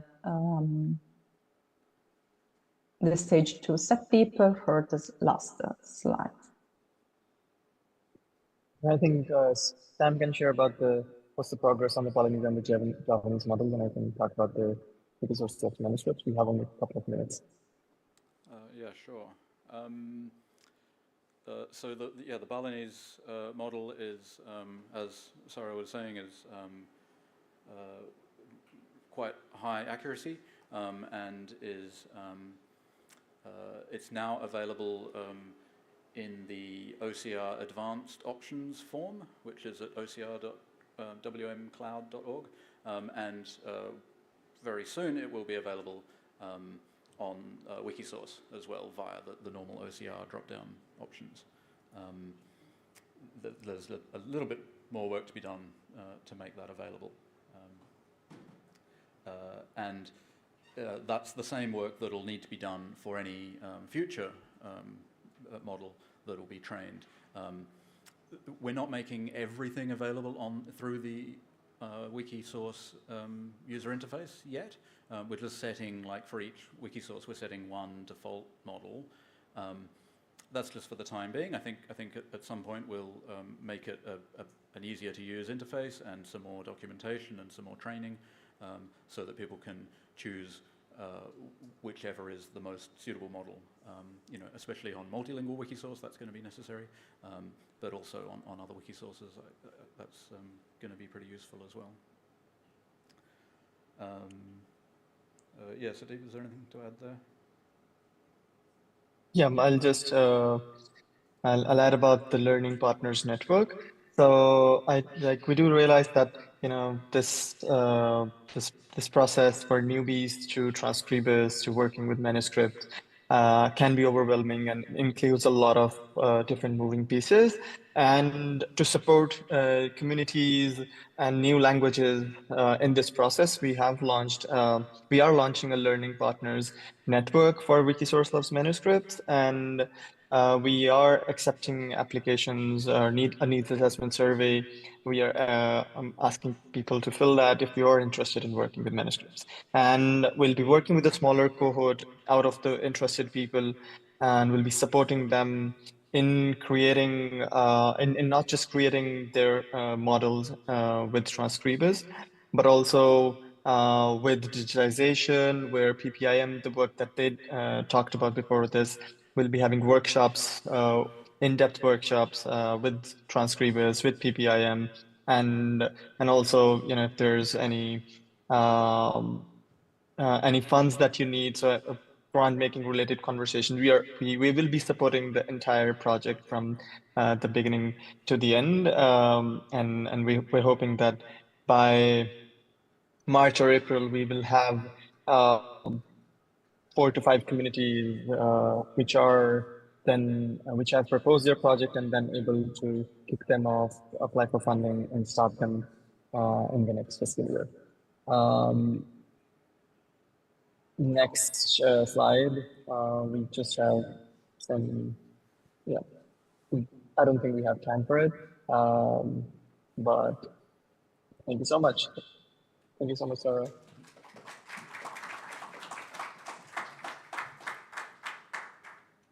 Yeah, I don't think we've got time for questions, is that right? Or we do have time? No? Yeah? We might as well. It's from the Wikisource Italian Village Map. Oh, yep. Alex Grollo is asking if in the output of Transcribus will be added or included HOCR, the map, the structure to detail for single words. Yeah, so the question was, is the output going to include HOCR? I'm pretty sure no, specifically HOCR, but it is, there's a different dialect for mapping word coordinates and line coordinates called page. Page, I can't remember what it stands for. And yes, that is available, and we haven't done any sort of technical connecting of what that will mean, but it's definitely, it's a possibility, and you know, I can imagine all sorts of things of like writing that back into the deja vu files, or yeah, there's definitely heaps of scope for further development there, definitely.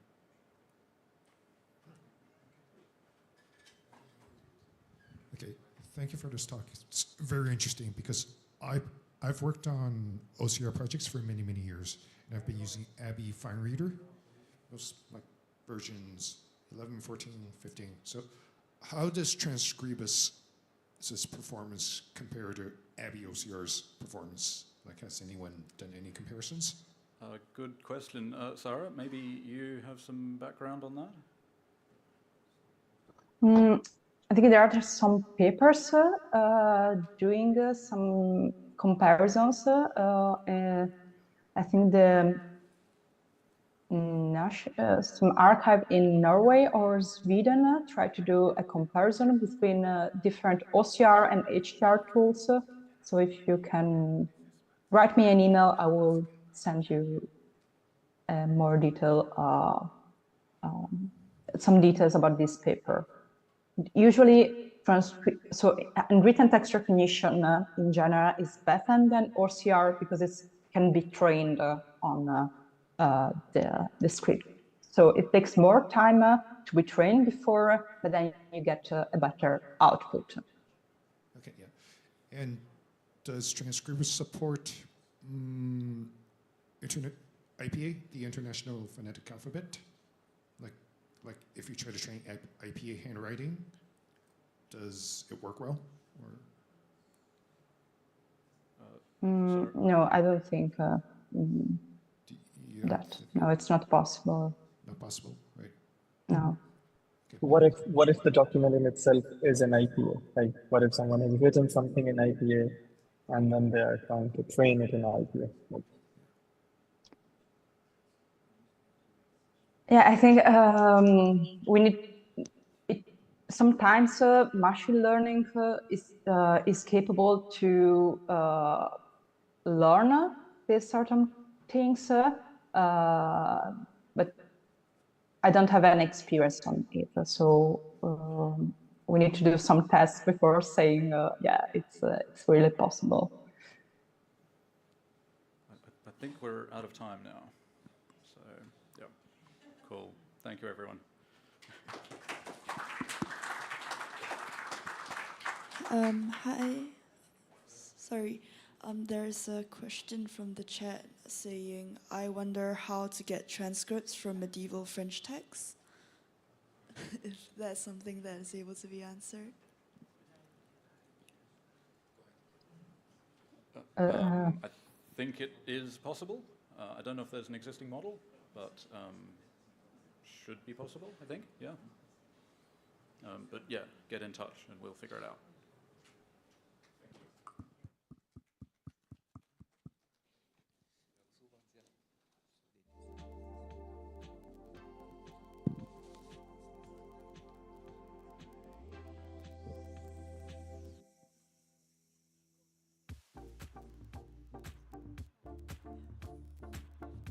Problems we had. I was expecting it.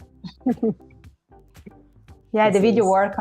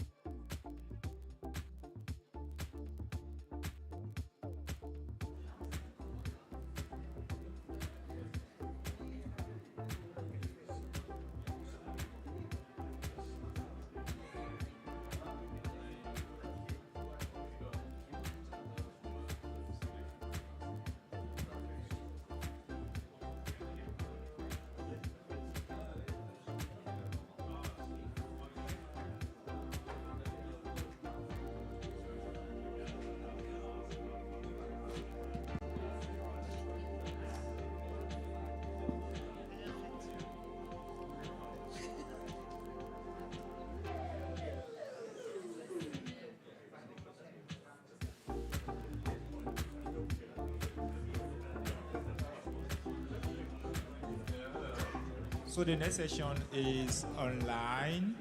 We will start now.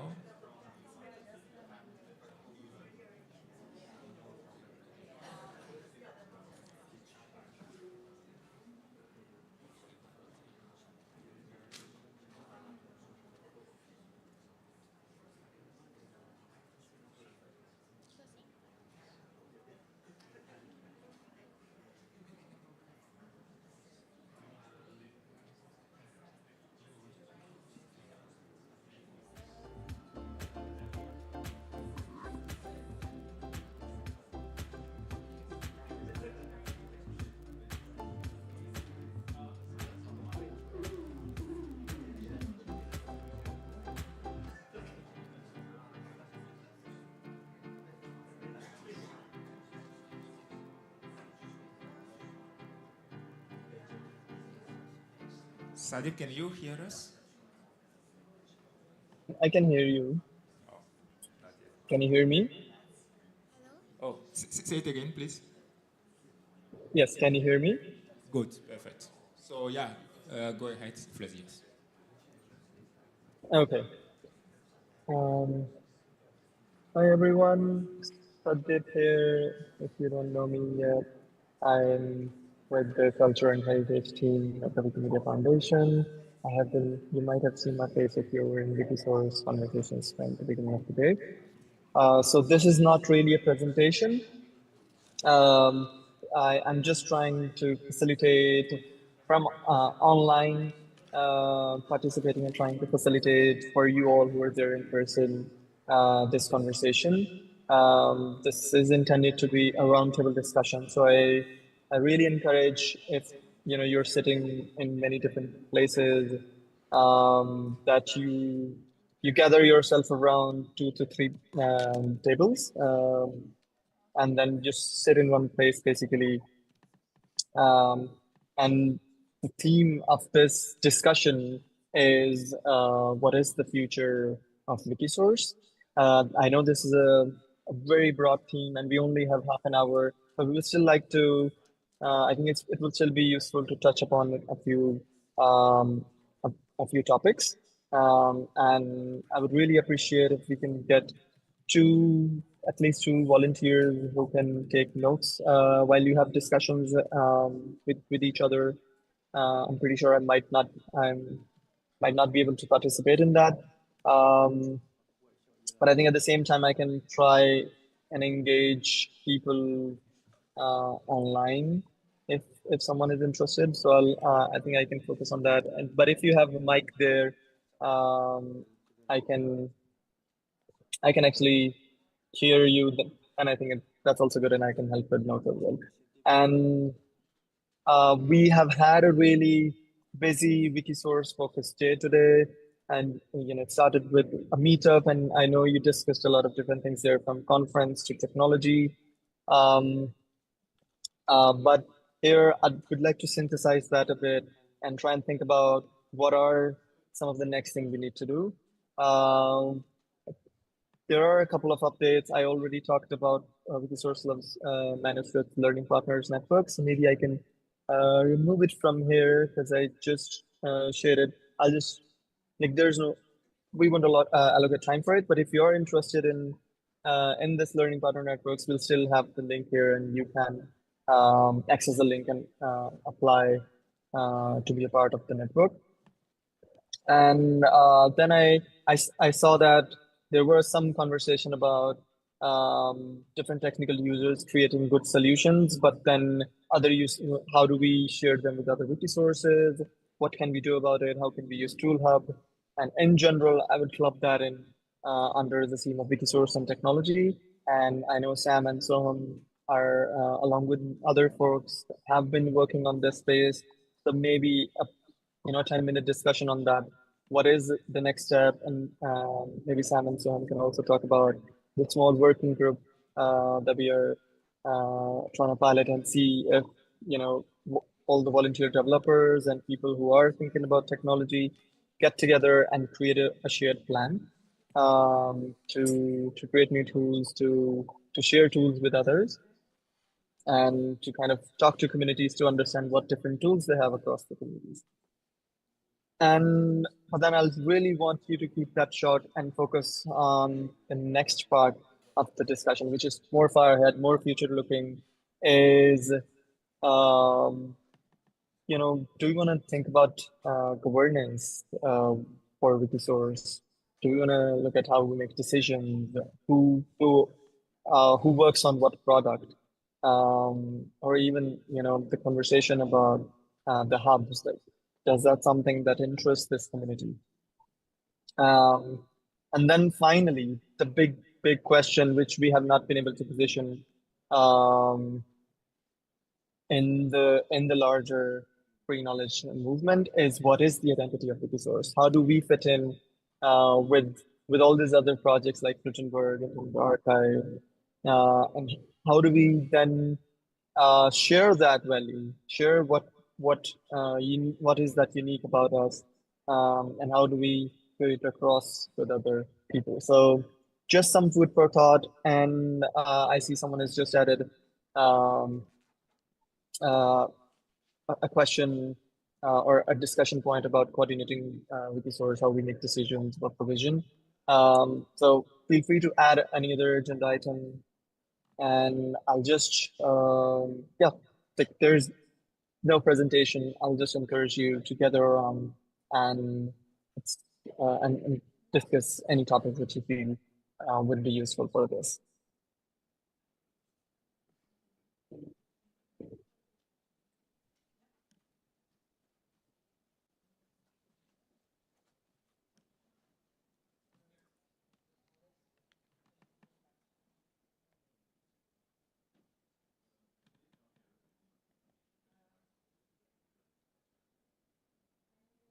Okay, nice. I can see the room. I know something is going on here. Is it working? Sadib, do you... Oh, fuck. Désolé. Sadib, do you hear us also? Do you see... Oh, you see me, no? Yes, I'm seeing you all. Yes, I can hear you. Hello. Okay, so if we need, we will come back here to talk. Yeah, for sure. I'm here.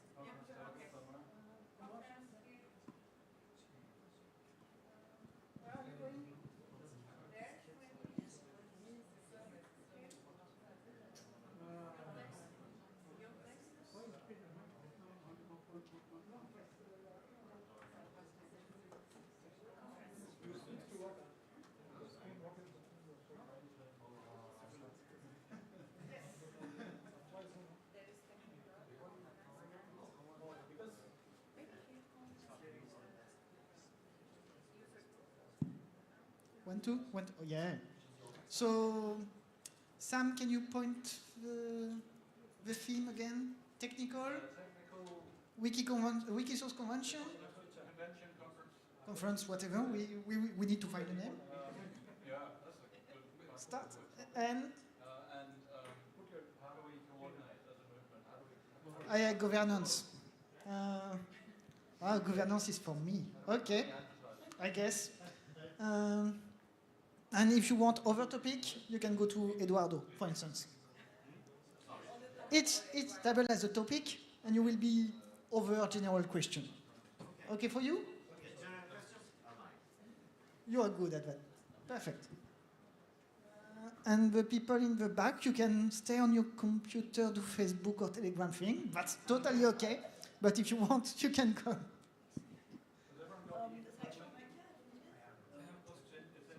Yeah.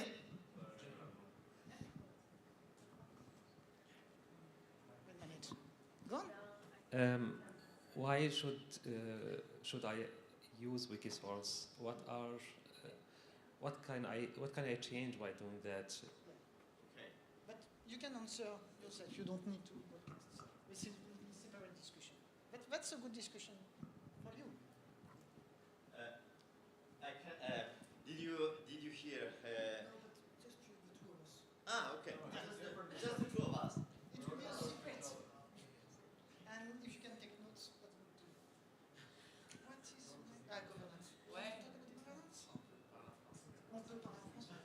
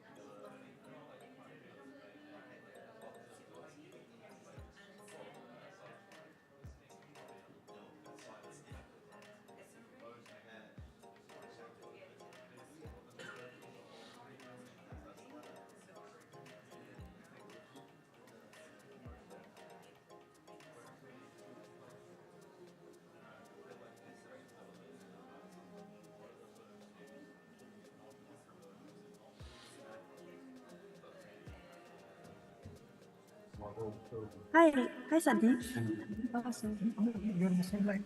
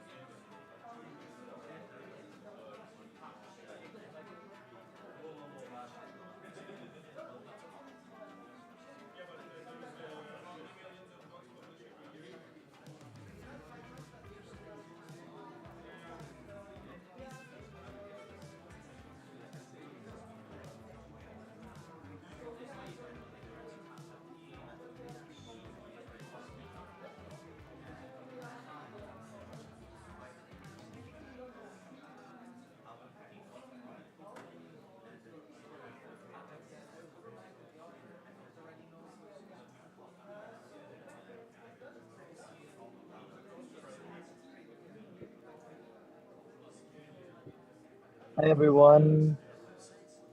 I know.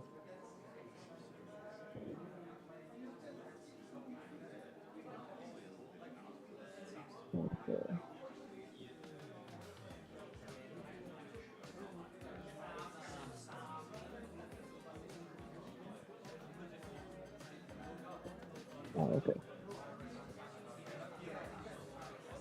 Okay. Hi everyone. I know when there wasn't enough time to have this discussion. I strongly suggest that Sadip, we can you hear continue us? this discussion. We cannot hear you. I can hear you. Yes, I can hear you. Not yet.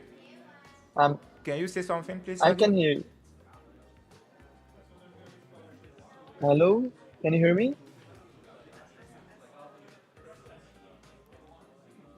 Can you get us, Hello. Sadip?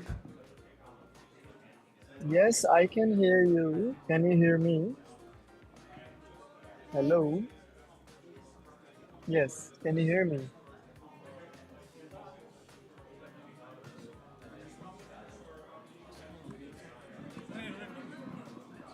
Sandeep, can you hear us? Yeah, I can hear Sandeep, can you you. hear us? Can you speak? I think you're muted. Yes. We can't hear you. No, I'm not muted. I am speaking. I can hear you. Now we can hear you. So Okay, we you can hear have, me now? yes, we have 7 minutes left, so we can go for the wrap up. Yeah, the floor is yours. Yes, Hi, yes. So Tess. yeah. So sorry, everyone. Our speaker wants to wrap up. Could we just maybe turn our attention to the screen? Thank you so much. Hi everyone. Sorry for cutting the flow of the conversation. I know, when we're talking about the future, we are, it's obvious that we will go into quite intense conversations. But due to time, I would like to wrap this up here with some share out from the different tables. If you can quickly share in a couple of minutes, you can come to the front. If you can quickly share a few bullet points of what were the most important things we discussed that should be done, that we should figure out how do we do, and then we can wrap this up, and we will still need to continue this conversation, and we can perhaps do it at the upcoming weekly source community meeting as well.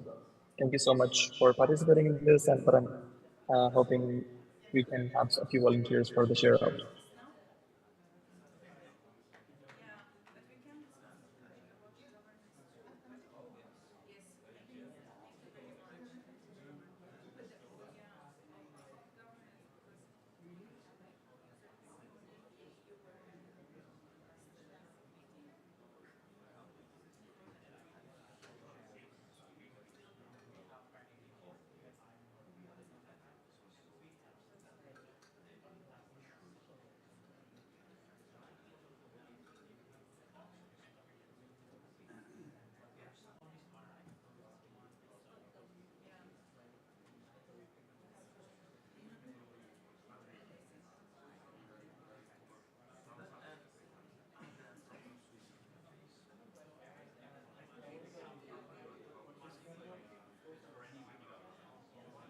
Okay, thank you so much. I guess people are just really keen on having more conversation, which is perfectly fine.